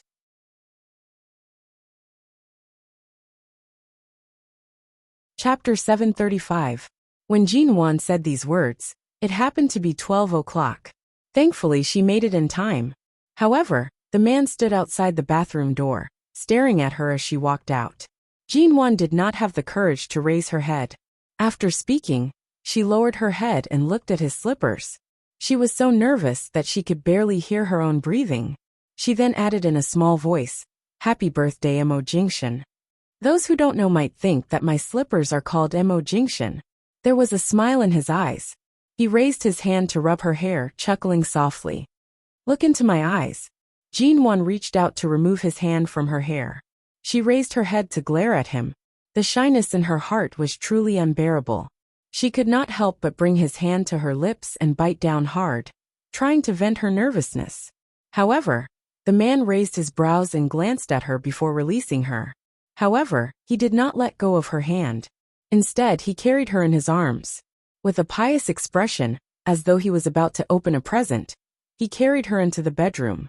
Jin-won's face was red the entire time. There was no need to say more. They had been husband and wife for so long. He could easily tell why she was dressed like this, what she was thinking, and how shy she was. The bedroom was slightly dark. Mo Jingshan carried her to the bed and sat down. He placed her on his lap and wrapped his hands around hers, holding them gently in his palms. Jin-won felt that the redness on her face that had just faded was beginning to heat up again. She raised her head to glance at his expression. She suddenly felt that perhaps she was dressed too much like a kitten today. It was rare that this man did not transform into a beast. Instead, he was so gentle and patient, as though he wanted to put her in his eyes and melt her away. Anyway, Her clothes had already been changed. The plan to use her as a birthday present was already halfway done. No matter how embarrassed she was, it seemed like there was no need. Jinwan closed her eyes and leaned forward to kiss the corner of the man's lips. Because of her action, Mo Jingshan chuckled. Just as Jinwan was about to move away, he pressed the back of her head to prevent her from leaving. His lips and tongue pressed down on hers. "Did you eat at the dinner party tonight?" His kiss landed on the corner of her mouth. His low, husky voice made her heart tremble. He still did not forget to care about her. Jinwan made a muffled "in" sound. "I did. Then it's my turn." She didn't react for a moment. When she understood, she was pressed into the bed by the man who was no longer gentle. When Jinwan learned that the floors above her residence in Yuehu Bay belonged to Mo Jingshan, she was not surprised at all. At first, she didn't think of it, but later, she gradually felt that there was such an ability to ensure her safety without being discovered. And there were so many strange coincidences everywhere. After thinking carefully, she guessed it was Mo Jingshan, but she didn't dare to be too sure. When she was about to go out with Mo Jingshan to finish her unfinished vacation, the housekeeper from Yuehu Bay came to deliver the clothes she wanted to take out. She recognized the housekeeper as the one on the 16th floor, and the answer was self-evident. She had questioned Mo Jingshan about this matter. However, Great Boss Missouri had replied indifferently. At that time, there were too many people chasing after her. If he didn't despicably separate those who wanted to be neighbors with her, she would have been cheated away by others before he could do anything. Even if there was only a 1 in 10,000 chance, he couldn't let it go. Look, even Mo Jingshan himself admitted how despicable he was. Fortunately, Jinwan had guessed it, but she wasn't sure. Now that she thought about it, she finally understood why Mr. Vince had repeatedly applied for the house in Yuehu Bay, but had been rejected. TSK, TSK, TSK. She really couldn't tell that Mo Jingshan was even more shameless than she had imagined. No, she had seen his even more shameless side. What was there to be surprised about? As the saying went, all businessmen were cunning. If Mo Jingshan wasn't shameless or despicable, how could he have become a fearsome existence in the business world? However, when Jinwan checked the house in Yuehu Bay, she also checked the relationship between the house and herself. It turned out that long before she moved in, the entire several floors of Yuehu Bay's properties had been transferred to her name, which meant that the houses worth hundreds of millions of yuan were all hers. At the same time, Jinwan checked the assets under her name, only to find that Ling Xiao Group had ceded part of its assets to her before she came to her senses. Half of Xiao Xinjuan's private property had also been transferred to her name. Although Jinwan didn't plan to accept it, she also asked the legal department and a lawyer to return these things that didn't belong to her. However, before doing so, she counted all the assets under her name, took a screenshot, and sent a photo to Mo Jingshan. "Jinwan, am I now the richest woman in China? The Ji family, the Xiao family, and MN Group's money added together should be enough, right?" However, Mo Jingshan's reply to her was, "Tomorrow I'll transfer all the assets under my name to you. You'll be the richest woman in China. There's no need to add the word woman." "Jinwan, I don't want to. I'll return the Xiao family's assets to them as soon as possible. And I don't need the Ji family's assets. My father can manage the company for at least another 20 or 30 years. I don't want to take on so many responsibilities. MN Group is enough to make me anxious." She didn't need the title of the richest woman. Just the 3 words Mrs. Mo were enough. Jinwan's vacation in London, Greece, Egypt, and all over the world began again. But as soon as she returned from Egypt, she had to stop. Because recently, wherever she went she vomited. She couldn't hold on any longer, and was forced to go to the hospital by Mo Jingshan. It turned out that she was already more than a month pregnant. When she did an ultrasound examination, she found that there were 2 small things in her belly for more than a month. No wonder her morning sickness was so severe. She was actually pregnant with 2. When she saw the 2 small indistinct images on the ultrasound, Jinwan didn't expect it at all. But the smile on Mo Jingshan's face didn't disappear from beginning to end. At night, When she went to bed, Jinwan leaned against Emo Jingshan's arms. All day long, she would often look at the ultrasound to make sure she wasn't dreaming, and that she was really pregnant with 2 babies. When she finally fell asleep, Emo Jingshan stroked her hair and said softly, "All that you've lost one day will come back to you in another way."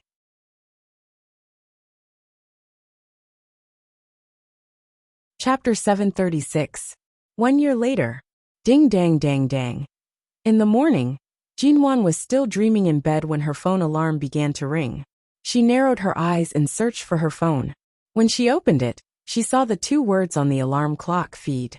This was an automatic reminder from her phone every morning. The 2 babies needed to be fed 150 milliliters of milk powder, or breast milk each after they woke up.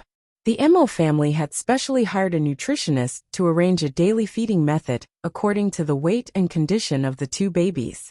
It was said that this method of mixing milk powder and breast milk was very beneficial for the growth of the twins born at the same time.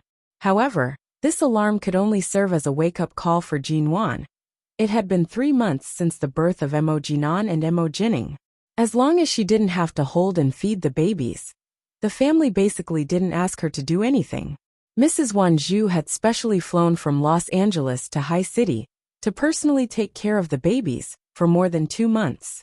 Recently, she had to fly back to America due to some matters. At home, there was a nanny arranged by grandfather Mo, but as long as Auntie Chun was around, there was basically no room for others to interfere. The names Inen and Ningning were given by elder Mo. The old man only hoped that the babies would grow up healthily and peacefully. On the day these 2 little things were born, when he learned that they were a boy and a girl, the old man leaned on his walking stick outside the delivery room and was so excited that tears streamed down his old face. In the first few days, he didn't even sleep. He just sat by the small bed and watched the 2 little guys drink their fill and sleep, not even willing to blink. Originally, when the old man learned that Jinwan was pregnant, he was overjoyed and said that he would love it no matter if it was a boy or a girl. He didn't expect that in the end, this little girl not only got pregnant, but also gave birth to a pair of twins. The old man was so happy that he seemed to have suddenly become 20 years younger. Anan was the elder brother. He was born half a minute earlier than Ningning. The 2 babies looked a little small when they were born, but they could eat and sleep well in the past 3 months. They were white and chubby, and were especially lovable. Except for crying a few times when they were hungry, they were obedient and never cried at other times. They were so young and didn't know anything. But as long as an adult held them and teased them, the 2 children would especially cooperate and giggle, which made the whole Emo family treat the 2 children as treasures and like them very much. Not only the Emo family, but the Ji family and the Xiao family also couldn't help but come to the Yu garden to see the children again and again. Jinwan didn't refuse or stop them. After all, although she had the right to choose her father, she didn't have the right to choose a grandfather for the children. Besides, even if there were 2 grandfathers, it didn't matter. They were both good to the children. When Jinwan was pregnant with 2 babies at once, she suffered a lot during the 9 months of pregnancy. After the baby was born, except for feeding the baby, Emo Jingshan didn't ask her to intervene in anything else, and only asked her to rest. So her usual state in the Yu garden was, Mo Jingshan was either in the study, because of work, or taking care of the children with Auntie Chun. Emo Jingshan even fed the 2 children more than Jinwan. Although breast milk was necessary, the 2 little things were too big, and had to be fed with milk powder. Moreover, the 2 little things especially liked to drink milk powder in their father's arms. Every time they drank milk, they would stare at their father with round eyes and smile. But when they drank milk in Jinwan's arms, they ate and slept at the same time. They didn't give her any face at all. Now Emo Jingshan, the global CEO of Shine Group, had become very good at making milk powder for the children. Even Jinwan couldn't control the temperature of the water well, and often made mistakes in the order of pouring milk powder and water into the bottle. But Emo Jingshan was obviously much more professional than her. Jinwan could only put on Emo Jingshan's nightgown every day, nestled on the sofa in the Yu garden, holding a fruit plate, and eating all kinds of nutritious nuts and fruits. Other mothers complained that they were busy and tired after becoming mothers, but since she gave birth to the babies, she was so idle that she was about to go moldy. The company gave her a year of maternity leave, and MN Group was now managed by someone. There was no need for her to interfere at home. Sometimes she looked at her phone. Sometimes she watched TV. Sometimes she looked at Mo Jingshan. Most of the time, Mo Jingshan's mind was on her and the children. Many of the company's unfinished business were sent to the Yu Garden by Shin Mu for him to review. When he finished feeding the children and turned to answer the company's call, he allowed Jin Wan's gaze to move from his face to his collarbone and then to his chest. She did not even let go of the joints of his fingers. She stared at him back and forth 800 times. Occasionally, he would raise his head from the company's documents and reports.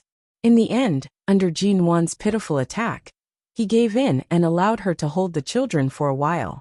In fact, the reason why Mo Jingshan asked her to hold the children as little as possible was because Auntie Chen had said that many women were prone to postpartum illness after giving birth.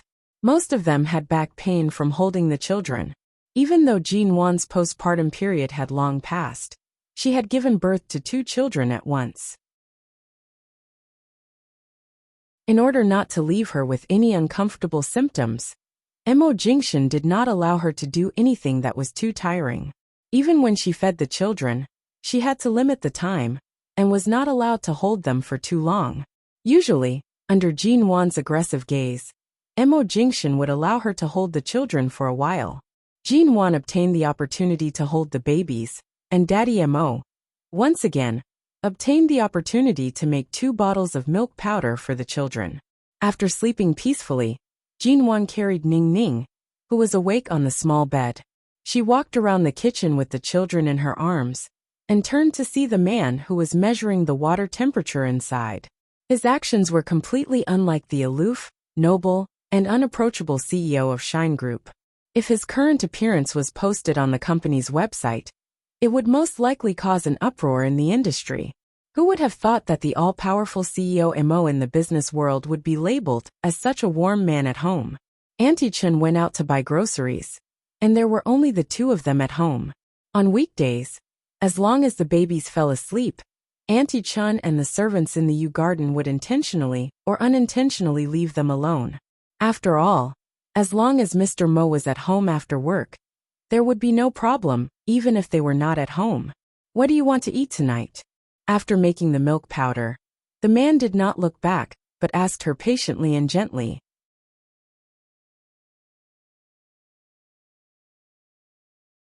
Chapter 737. As she spoke, Jin Wan carried the 3-month-old Mo Jinning, who was already plump and fair. She turned and said as she walked, "Daddy is going to cook, be good and go to the little bed to drink milk.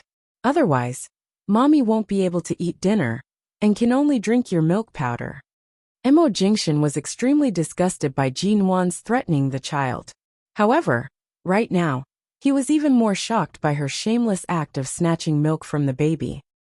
"Are you hungry or what?" She did not know where he had conjured a small piece of dessert. At the same time he rubbed her head. His actions were the same as when she held the child to feed him. Satisfied, Jin Wan held the child and the dessert in her arms and returned to the living room. At the same time, she looked back with the spoon on the dessert in her mouth and happened to catch the tenderness in Mo Jingshan's eyes that he couldn't retract. She thought about how she had spent the entire afternoon either drinking Auntie Chen's food or sitting on the sofa watching TV while eating fruits and snacks. Jin Wan reflected on herself for a moment. She bit the spoon and asked, "Have I been eating too much recently?" She did not gain much weight when she was pregnant. In the past 3 months, she had lost a lot of weight.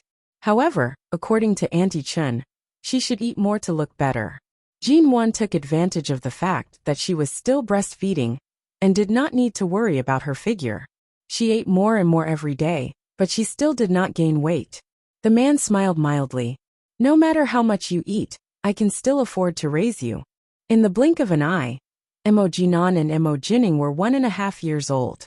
The spring festival, the 5th day of the year, was the day to welcome the god of wealth. However, Their god of wealth had gone to shine to work overtime.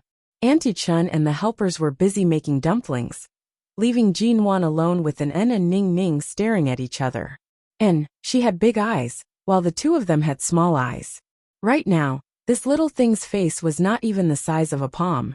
Even if his eyes were as black and big as grapes, they would not be bigger than hers.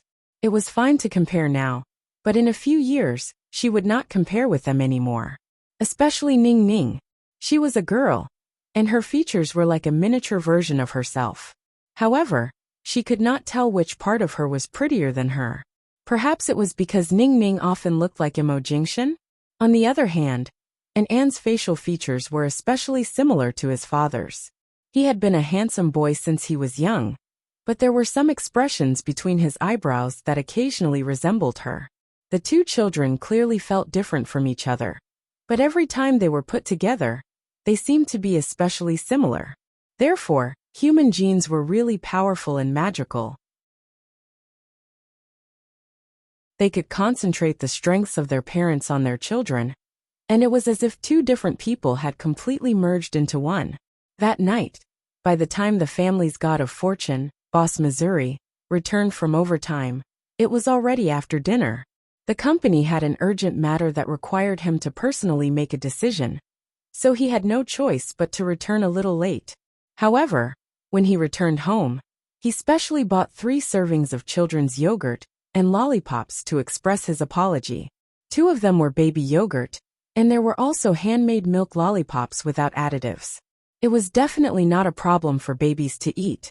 The one for Jinwan was made of the same material, but the larger version had the sweetness of fruit candy. All in all, in his eyes, Jinwan's position was similar to En and Ning Ning's. They were both children who needed to be coaxed. Even if he came home an hour late, he had to quickly coax her to prevent his wife from being unhappy. Seeing that Boss Missouri had such self-awareness, Jinwan was happy to not have to worry. She held the lollipops and ate them happily. After the spring festival, Mo Xiaoza and Madame Wanzhou missed their children too much in America. They wanted to bring the child to America to stay for 2 to 3 months. Auntie Chun was used to taking care of the child and was worried, so she followed the child to America. Ever since the child was picked up by his grandparents, Jinwan finally had some free time to work at the company. After work, she wandered around the various pet markets out of boredom. She looked for all kinds of beautiful kittens, thinking that one day, she would be able to live the life of a winner with both a child and a cat. Unexpectedly, when she bought a white ragdoll and brought it home for the first time, Mr. Mo, who had rushed home, bumped into her at the door. They looked at each other in silence. He used his eyes to indicate for her to speak first. Jinwan swallowed her saliva, feeling a little nervous. His expression was so serious that it was as if the words, "I'll let you run 39 meters first," were written on his face. "I want to raise it." She raised her head, puffed out her chest, and went straight to the point. "No." The man was resolute and decisive. "This month, I'll definitely eat half a bowl of rice every night." She began to settle for the next best thing. "Is there a point?" he asked in disdain. "I'll wear that sexy cat-eared lingerie that you like so much to warm your bed for a week." In times of crisis, people could be shameless just like Jinwan. 1 month. The man was insatiable. 2 weeks. She bargained. 2 months. "Mr. Mo, why didn't you play by the rules?" 1 month deal. In the end, Jinwan could only grit her teeth in humiliation. Just like that, a new member was added to the family. Jinwan named the ragdoll Mo Xiaoshan. Every time she called the cat, Mo Jingxian would subconsciously raise his head and pretend to cough before burying his attention back into the pile of documents. Mo Dashan. To think that you would have such a day. Jinwan's favorite time was every morning when she secretly opened her eyes. At that time, the sun had just climbed out of the horizon. Mo Jingxian punctually appeared in the open kitchen on the 2nd floor, unhurriedly making breakfast for the babies who had returned home. Sometimes, in order not to wake her up, he would close the bedroom door tightly when he left. Thus, Jinwan quietly got up and peeked through the crack in the door to see that he had prepared En and Ning Ning's breakfast. He then cut the fresh fish into small pieces and placed them on a plate. He casually placed it in front of Mo Xiaoshan and got up to continue washing his hands. The rising sun tore apart the curtain of the night. With a slowly awakening warmth, it gently climbed over his shoulders and plated his body with a warm layer of gold. He turned around in the sunlight, and she saw his dark eyes brimming with love that only she knew. End of text. It's over. Thanks to the baby's support, Mo Tuchuan and Jinwan's story has come to a successful end. But the end is the beginning. I will send you a fragrant new novel as soon as possible. But recently, I should focus on writing about Nan Heng and Feng Ling's side story. After all, this is also a very interesting story about a woman disguised as a man that I have been looking forward to for a long time. In my eyes, this pair is actually the main CP, not the secondary CP. After all, a woman disguised as a man is one of my favorite themes. Because Nan Heng has always been relatively mysterious and has not appeared in many scenes, the content of the plot will not be limited by the main plot and the timeline. It can definitely be regarded as a wonderful new novel, the kind that is very doting, very exciting, and will definitely not let everyone down. The side stories updates are also no less than 6,000 words per day. For those who are not sure whether to follow the side story or not, they can first read the plot tomorrow and continue to follow it if they like it. Nan Heng's side story introduction. The little disciple who used to eat and sleep with me, and who was kicked off the bed by me many times because she never took off her clothes when sleeping with me. I spent several years training this boy, but she suddenly became a girl. Now I can't face the 2 buns on her chest. What should I do? I'm waiting online urgently.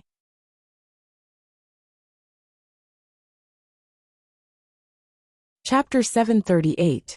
Go away. Feng Ling abruptly kicked away the 2 doctors around the bed. But at the moment when she got up, she fell back on the bed because she had just been injected with a tranquilizer. Seeing her stubborn look, the doctor said to the person next to him, "Look at this child's temper. He refuses to accept treatment even when he is injured. How can he live in the orphanage in the future? You are kind enough to accept him, but I don't think he wants to appreciate your kindness." The director of an international orphanage in Los Angeles did not speak at first, and then looked thoughtfully at the 12-year-old child on the bed. This child was a member of an underground mafia group that the American police wiped out half a month ago. He was young and an orphan. According to the police, this child was named Feng Ling. When he was 5 years old, his boss found him in a wolf cave on the mountain. At that time, Feng Ling could not speak and could only bark. He was a baby raised by wolves. When he was 5 years old, his boss took him away and trained him to be their puppet. Because of his young age, he was not guarded by the enemy when he went out on missions, and he had the shrewdness and decisiveness of a wolf. Even though he was young, he was trusted by his boss. Because of his young age and the way he grew up, the police believed that his nature should not be bad because of the environment he grew up in.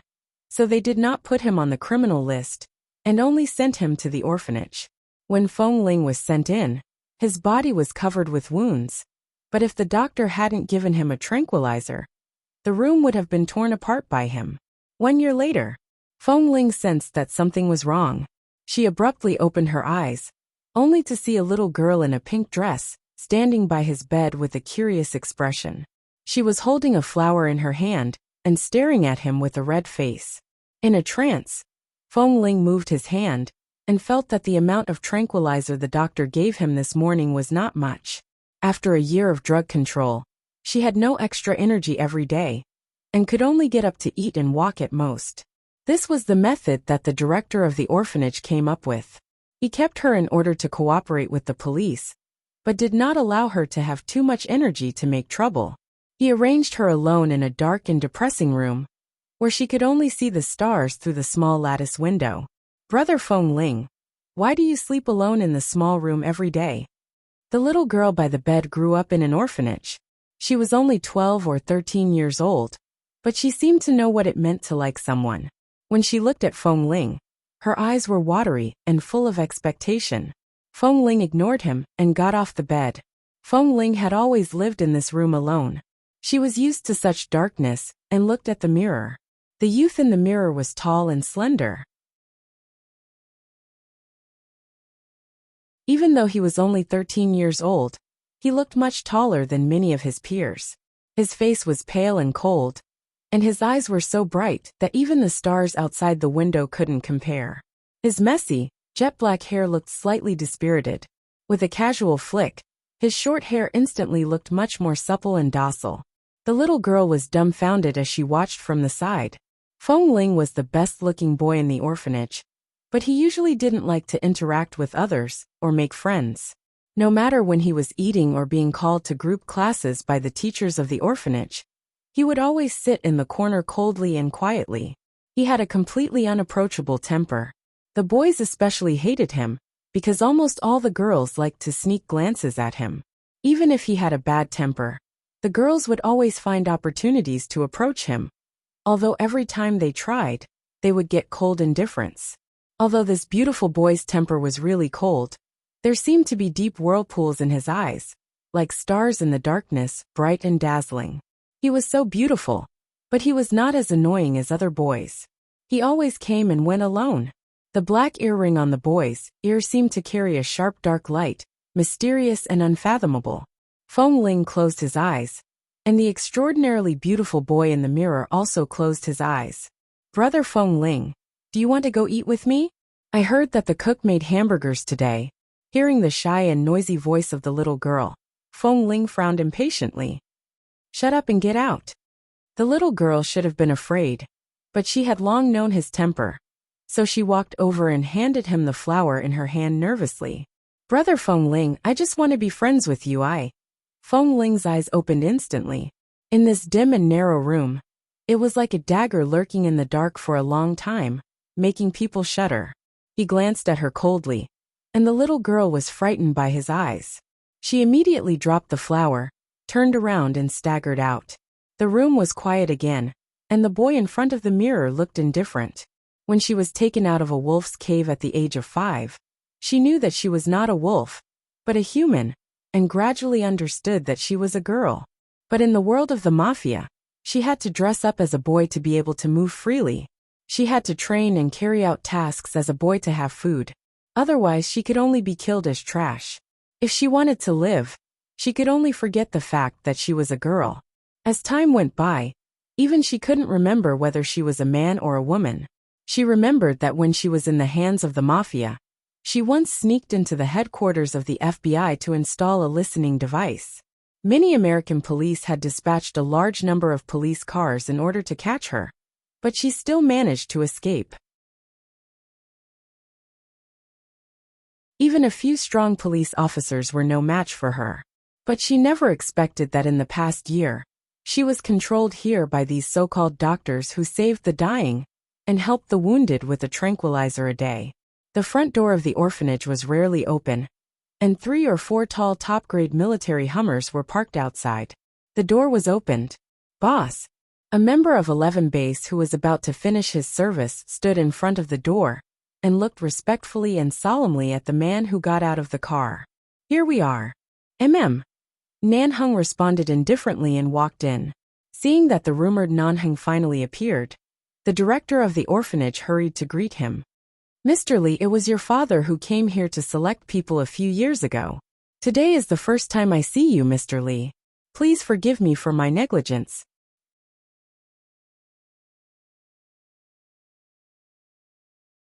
Chapter 739. Yes. But Mr. Li, you are the person in charge of 11 Base after all. The children in our orphanage will rely on you to take care of them in the future. They are all fatherless children and are very naughty. If they can pass the training of 11 Base and become the pillars of the future, it will be really a good thing. Nanheng ignored the director's politeness. The quadrennial screening of 11 Base was just a routine. Usually, only 1/10 of the people could be selected by 11 Base for training, and sometimes even less than 1/10.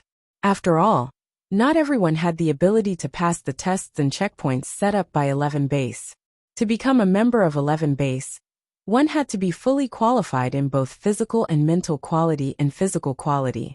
When the rumored eldest son of the Li family, Li Nanheng, walked in and completely appeared in everyone's sight, the female teacher who had been teaching the children in the orphanage for many years was instantly stunned. His eyebrows were sharp, his eyes were deep, his nose was high, and his thin lips were slightly pursed. Was this man painted? As early as an hour ago, almost everyone in the orphanage, from the director to the cleaners, gathered in front of the door, waiting for the legendary eldest son of the Li family, Li Nanheng, to appear. The Li clan had great achievements and accomplishments in assisting the military affairs of both China and the United States. On the surface, they were mainly doing business, but in reality, they had the world's largest training base in the dark, providing elite talents to the two countries' militaries. The Li family also had an extraordinary position in the United Nations Department. They kept a low profile because they controlled more than half of the military administration in the United States. And the Los Angeles police and other police forces in the United States could be deployed by them at any time. The so-called Li family, in more than half of the legal areas in the United States, could even shake the coastline 10,000 meters away with a casual stomp of their feet. Li Nanheng grew up in 11 Base. As the eldest son of the Li family, and the person in charge of 11 Base, he was mysterious. Now that he suddenly appeared here, everyone in the orphanage was trembling. It was said that this man came in person, and had a bad temper. Several well-dressed boys surrounded the tall and thin boy in the orphanage cafeteria. Feng Ling narrowed her eyes, and the surrounding temperature suddenly froze to the extreme. With a clatter, the meal Feng Ling had just fetched was snatched by one of them and fell to the ground, spilling soup and food all over the floor. Someone even kicked the chair behind Feng Ling away, and looked at him with a gloomy face. "Brat, you've only been in the orphanage for a year. Do you really think you're a young master? You can only pretend to be deaf and dumb when we talk to you, right? I really don't want to stay in the orphanage with people like you for another second. When we are selected into 11 Base, you can continue to stay in this damn place and wait for death. Anyway, Director Lin always treats you as a deaf and mute, and even your name is not on the selection list of the base. Tut, what a useless waste." 11 Base. Feng Ling's eyes were cold, but she remained calm. When she was working for the mafia, she did hear of 11 Base. It was said that it was a place related to the military training of the National Defense Forces, and had a deep connection with the American police. It was a mysterious place that was very difficult to provoke, and it was a place that made many underground mafia in the United States tremble with fear. However, the base had nothing to do with her. She hated people who were too arrogant in front of her. "If you don't want to stay, get out of here. Do you have to bark in front of me? Or do you want to be selected into that base with a swollen face?" Feng Ling's expression was very indifferent, and her voice was as careless as her expression. "Get out of my sight in 3 seconds. Brat. How dare you be so arrogant? TSK, your origin is unknown, but your name is very nice. You're called something Feng, something Ling. I heard that there's a very famous Chinese family in the United States with the surname Feng. That's a good family that you won't be able to get into. Who gave you the courage to give yourself such a name?" When Feng Ling was taken out of the wolf's cave at the age of 5, she had been wearing a jade plate engraved with the word Feng on her neck. At that time, there were several Chinese in that group who could read Chinese characters, so they directly took the word Feng as her surname. Since then, she has been called Feng Ling, ignored the provocation of these boys, and was about to turn around when she suddenly heard one of them reach out to hold her down. Her eyes flickered. This morning, when the doctor gave her a sedative, he was probably still asleep, and pulled out the needle halfway. Feng Ling, who had long developed a resistance to this kind of sedative, because she had been taking sedatives for a long time, was not as weak as usual. She buckled her shoulder with one hand, and easily turned her wrist. Suddenly, there was a crack sound of wrist dislocation, followed by a scream. "His hand is disabled?" Feng Ling turned back lazily, still casually glancing back at the boy who was holding his wrist in pain, and twitching all over. At the same time, she coldly glanced at the others. "Brat, how dare you hit me?" The man whose wrist was dislocated instantly roared in anger. His face was twisted in pain and he shouted, "Hold him down! Take off his clothes! Throw him into the yard for those girls to see. I want to F*** King see how much guts he has." Not only did Feng Ling not panic because of his words, but those people also did not expect that he actually had some skills. After all, in the past year, Feng Ling had always been alone. No one knew what his real situation was. They only knew that he had a cold temper and was not to be trifled with. Unexpectedly, as soon as the group of people pounced forward, they did not see Feng Ling make any obvious movements. She only raised her hand casually, but with a carefree and unrestrained fierceness, the empty bowl on the table next to her, which someone had just finished eating, with a paw sound, passed through the crowd and smashed hard against the boy's forehead. Ah! The person who was hit raised his dislocated hand, covered his instantly bloody forehead in pain, and fell to the ground. They did not expect Feng Ling to have such skills.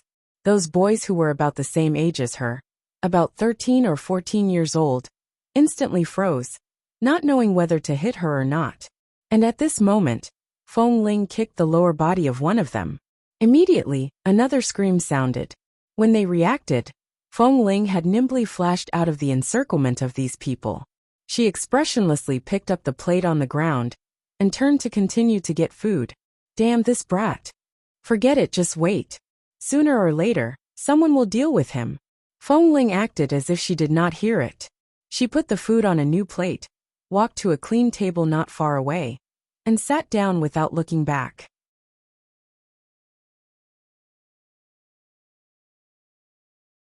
Chapter 740. Hearing this, Feng Ling casually picked up the disposable chopsticks of average quality and turned to look at him. Whether I can be killed or not is a matter for the future. But if you say one more word, I don't mind sending you to hell right now. The boy with blood all over his head. Damn! This Feng Ling had only been in the orphanage for more than a year. He had never contacted anyone. Today was the first time he had seen him fight. She didn't expect him to be so powerful. At night, this was the largest orphanage in Los Angeles, and there were a lot of adopted children. The people of 11 Base arrived at the orphanage in the afternoon. There were a lot of children on the list. They needed to stay here for one night and continue the screening tomorrow. Feng Ling fell asleep on time. After all, she had nothing else to do. However, she suddenly heard the sound of someone walking outside the window. It was rustling, and she knew that the other party was very sneaky and not very aboveboard. It was just an orphanage. How could a thief sneak in? Feng Ling opened her eyes, sat up from the hard bed, looked at the figure flashing by outside the window, got up and walked out. However, when she walked towards the courtyard behind the orphanage, which was specially used to receive adoptive parents and guests, she suddenly saw the boys in the cafeteria during dinner and heard their cursing from a distance. Where did that surnamed Feng come from? He was so ruthless. My head still hurts. Just when they were still cursing, one of them suddenly keenly noticed the movement. The moment he turned to look at Feng Ling, who was walking slowly in the dark, their faces changed in an instant. What are you doing here? Feng Ling didn't answer. The movement she heard just now was definitely coming in this direction.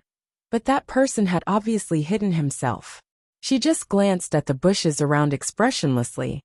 We have already warned you that after the candidates of our 11 base leave, you can only wait for death. What? You know you are not on the list of this screening. So you come out in the middle of the night to ask Bosley for a place? Let me tell you, stay away from Bosley. Otherwise, you won't even know how you die. Seeing that Feng Ling still didn't seem to hear their words and didn't pay attention to them, the boy whose wrist had been twisted by Feng Ling, and whose forehead was wrapped with a circle of gauze said angrily, Damn, he is so arrogant. I don't believe he dares to fight against us with the people of 11 Base nearby. Drag him into the water behind us. Today, we should let him know that this is not a place where he can continue to be arrogant. There were twice as many people gathered here tonight as in the cafeteria. There were about a dozen in total. The group of people instantly felt that Feng Ling was going to be unlucky this time. However, just as the dozen or so people stood up and rushed toward her, Feng Ling raised her leg and kicked the fastest person to the ground. In an instant, she grabbed the second person's neck and turned her hand. With a beautiful backhand, she pressed the person under her legs, raised her leg, and stepped hard on his back. She bent one knee and stepped on the person. At the same time, she looked coldly at the others who were slow and hesitant. Go ahead if you want to die. The person who was kicked to the ground first felt pain in his internal organs. He raised his eyes in disbelief and wanted to curse but couldn't. He felt that as soon as he opened his mouth, he would spit out blood. Just as the third person was hesitantly about to pounce on her from behind, Feng Ling casually glanced back. When that person saw that she had discovered him, he immediately rushed forward angrily. However, at the moment he rushed over, Feng Ling calmly dodged him. There was no need for her to move at all. The trash in front of her directly pounced on the person she had just stepped on. The two people staggered and fell heavily to the ground at the same time. One of them even hit his head on the stone, instantly joining the group of people with broken heads and bleeding heads. Seeing that Feng Ling didn't seem to be struggling at all, as if even if a dozen of them rushed up at the same time, they would be trampled under her feet at any time. Most of the remaining people had seen her in the canteen, so they didn't dare to step forward again. After hesitating for a long time, they took a few steps back. If you're not blind, you should be able to see that I have a bad temper. Don't provoke me. Otherwise, I don't mind crippling you here tonight. However, now that you're injured like this, I'm afraid you're not even qualified to be selected by 11 base. Feng Ling coldly opened her pale lips and said emotionlessly. After saying this, she continued to walk in the direction of the back courtyard, as if nothing had happened, completely ignoring the dozen or so boys who were stunned on the spot, and continuing to focus on the person hiding in the dark. Just after Feng Ling left, on the second floor of the guest room not far away, two members of 11 base stood there and talked. This boy is good at martial arts, and his aptitude is much better than this group of good-for-nothings. The other man leaned against the window, glanced at the figure that Feng Ling was chasing forward, and said meaningfully, someone broke in. He should be planning to directly attack Boss Lee. This boy seems to have noticed that someone is coming, and has the courage to chase after him alone. Now we are outside the base. It's not surprising that someone is not afraid of death, and wants to take the opportunity to make trouble. Boss has always been very vigilant. We don't need to take action at all. Let's just wait and see.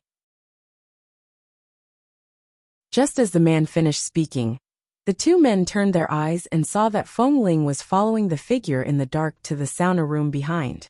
Gee, their Boss Lee liked to take a bath in the sauna room at night. Although the sauna room in this orphanage was shabby, he didn't miss it.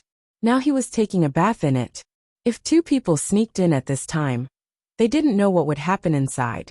Where did he go? Feng Ling chased all the way here, and saw that in front of her was the simple sauna room, set up in the orphanage. The surroundings were all wooden structures, and there seemed to be lights inside. Logically speaking, it was impossible for that person to sneak in. After all, the angle of the door and the angle of the window made it impossible for him to get in. But in the blink of an eye, he disappeared. Turning to look at a towering tree beside the wooden sauna room, she quickly climbed up the tree, and then quickly stepped on the roof.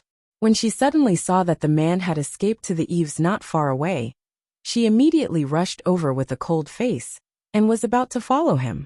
However, the moment she turned around, she heard the sound of the wooden planks on the roof breaking. She didn't know whether the roof had been trampled by the man just now, or because it had been in disrepair for a long time. With a kacha sound, Feng Ling fell from between the three wooden boards. Her hand was about to grab the edge of the board, but the wooden board on the edge also cracked. In less than half a second, Feng Ling's body suddenly fell down weightlessly, and fell into a pool of hot water with a thud. Then she abruptly popped her head out of the water, and suddenly met a pair of cold black eyes in the mist.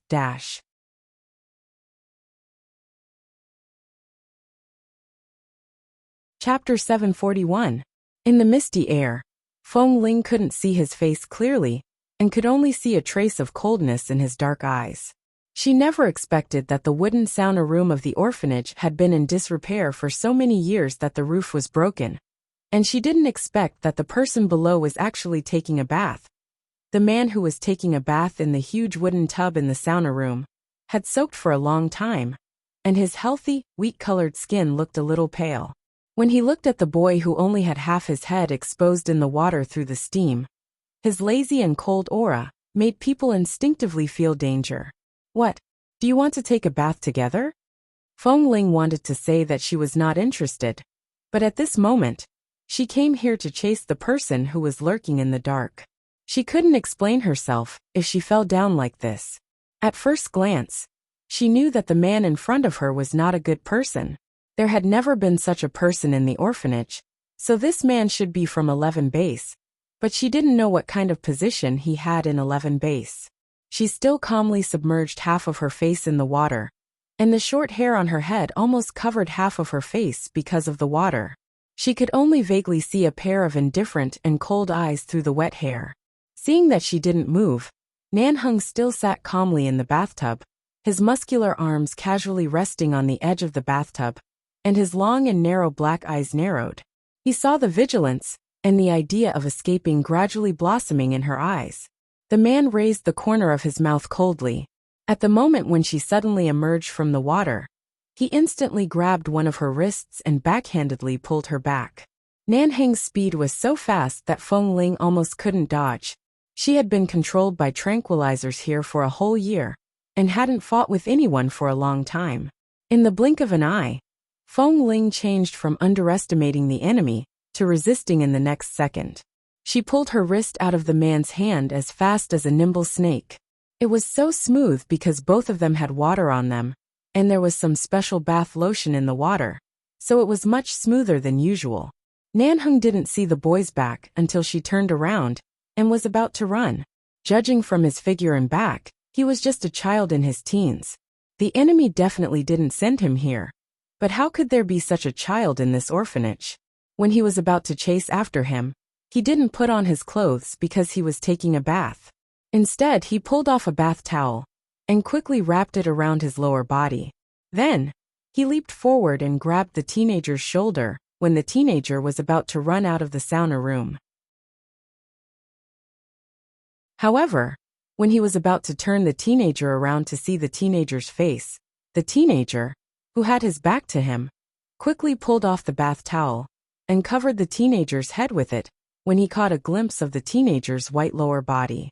Nanheng couldn't see his face clearly. At the same time, his lower body felt cold, and the towel on his head almost covered him. He raised his hand coldly and waved, and the towel instantly flew to the other side like a living thing. It wrapped itself into a messy ball, smashed heavily on the wall, and then fell to the ground. Feng Ling's movements were still very fast. At the moment when her face was about to be seen clearly, she knew that she probably couldn't escape from the main door. She turned around and rushed back to the bathtub, intending to jump out of the hole on it. At the moment when the person behind her was about to catch her, she reached into the bathtub, scooped up the water, and splashed it hard on his face. Nanheng once again raised his hand to block, but just as the other party was about to take the opportunity to step on the edge of the bathtub and jump up, he instantly rushed forward like an agile cheetah, grabbed her left sleeve, and fiercely pulled her down. In the end, there was only the sound of cloth tearing. Feng Ling's long-sleeved clothes were torn from the shoulder down, revealing most of the white skin below the shoulder. Both of them paused. Feng Ling's expression turned cold, but Nanheng paused for a moment. His cold brows instantly raised with some interest. Even if he only saw it for a moment, he could clearly see the porcelain white skin, and the half of the undeveloped soft and round half that was faintly discernible under the torn clothes. Even if he was still a teenager, the already developed part was too clear a sign of his gender. Female? The moment this thought flashed through his mind, he pulled another hanging bath towel to cover his lower body. Feng Ling's expression was ugly as she swept her leg across the water. She was so angry that she almost flipped the entire bathtub over, causing more than half of the water inside to splash out. All of it was splashed toward Nanheng, who had temporarily stopped because he had discovered her gender. Taking advantage of the 2 seconds when his eyes were smeared with the bath liquid, and instinctively closed his eyes, she pulled a towel by the side and wrapped it around her head to cover her face. When she turned around to attack him, her attacks were even fiercer, as though filled with killing intent. Nanheng only closed his eyes for 2 seconds, When he opened his eyes again, he saw the young man's initial attempt to dodge and escape to instantly attack him with murderous intent. The corners of his lips curled up indifferently, and he dodged without leaving a trace. He raised his hand and took the opportunity to pull off the young man's torn sleeve. In an instant, Feng Ling's entire arm was exposed. Her chest that had previously been faintly discernible, as well as her slender waist, were all presented in front of the man's eyes. He spoke unhurriedly. "Are you angry from embarrassment? Not bad at such a young age. And you're even a girl? How did you sneak in?" Feng Ling was enraged. She turned to the side and kicked the wall with one leg, borrowing the force to kick him again. After Nan Heng noticed her age, and that she was a girl, he did not attack again. Under her furious attacks, he only moved very casually to defend himself. He pushed her leg away with one hand, then backhanded her, and was kicked away by her. He did not have the slightest intention of fighting seriously. It was as though he was casually teasing a teenage girl. Feng Ling had seen all kinds of bloody storms since she was young, but she had never been teased by a man. She was so angry that she wanted to kill him instantly. However, she could clearly feel that he was very agile.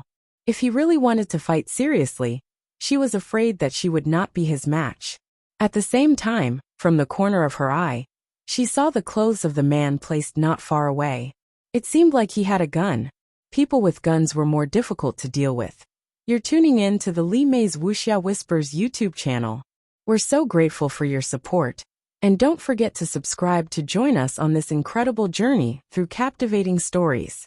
Your generosity through donations truly makes a world of difference, as it's the primary source of revenue that allows me to expand and enhance this channel for you. Thank you from the bottom of my heart for being a part of this adventure.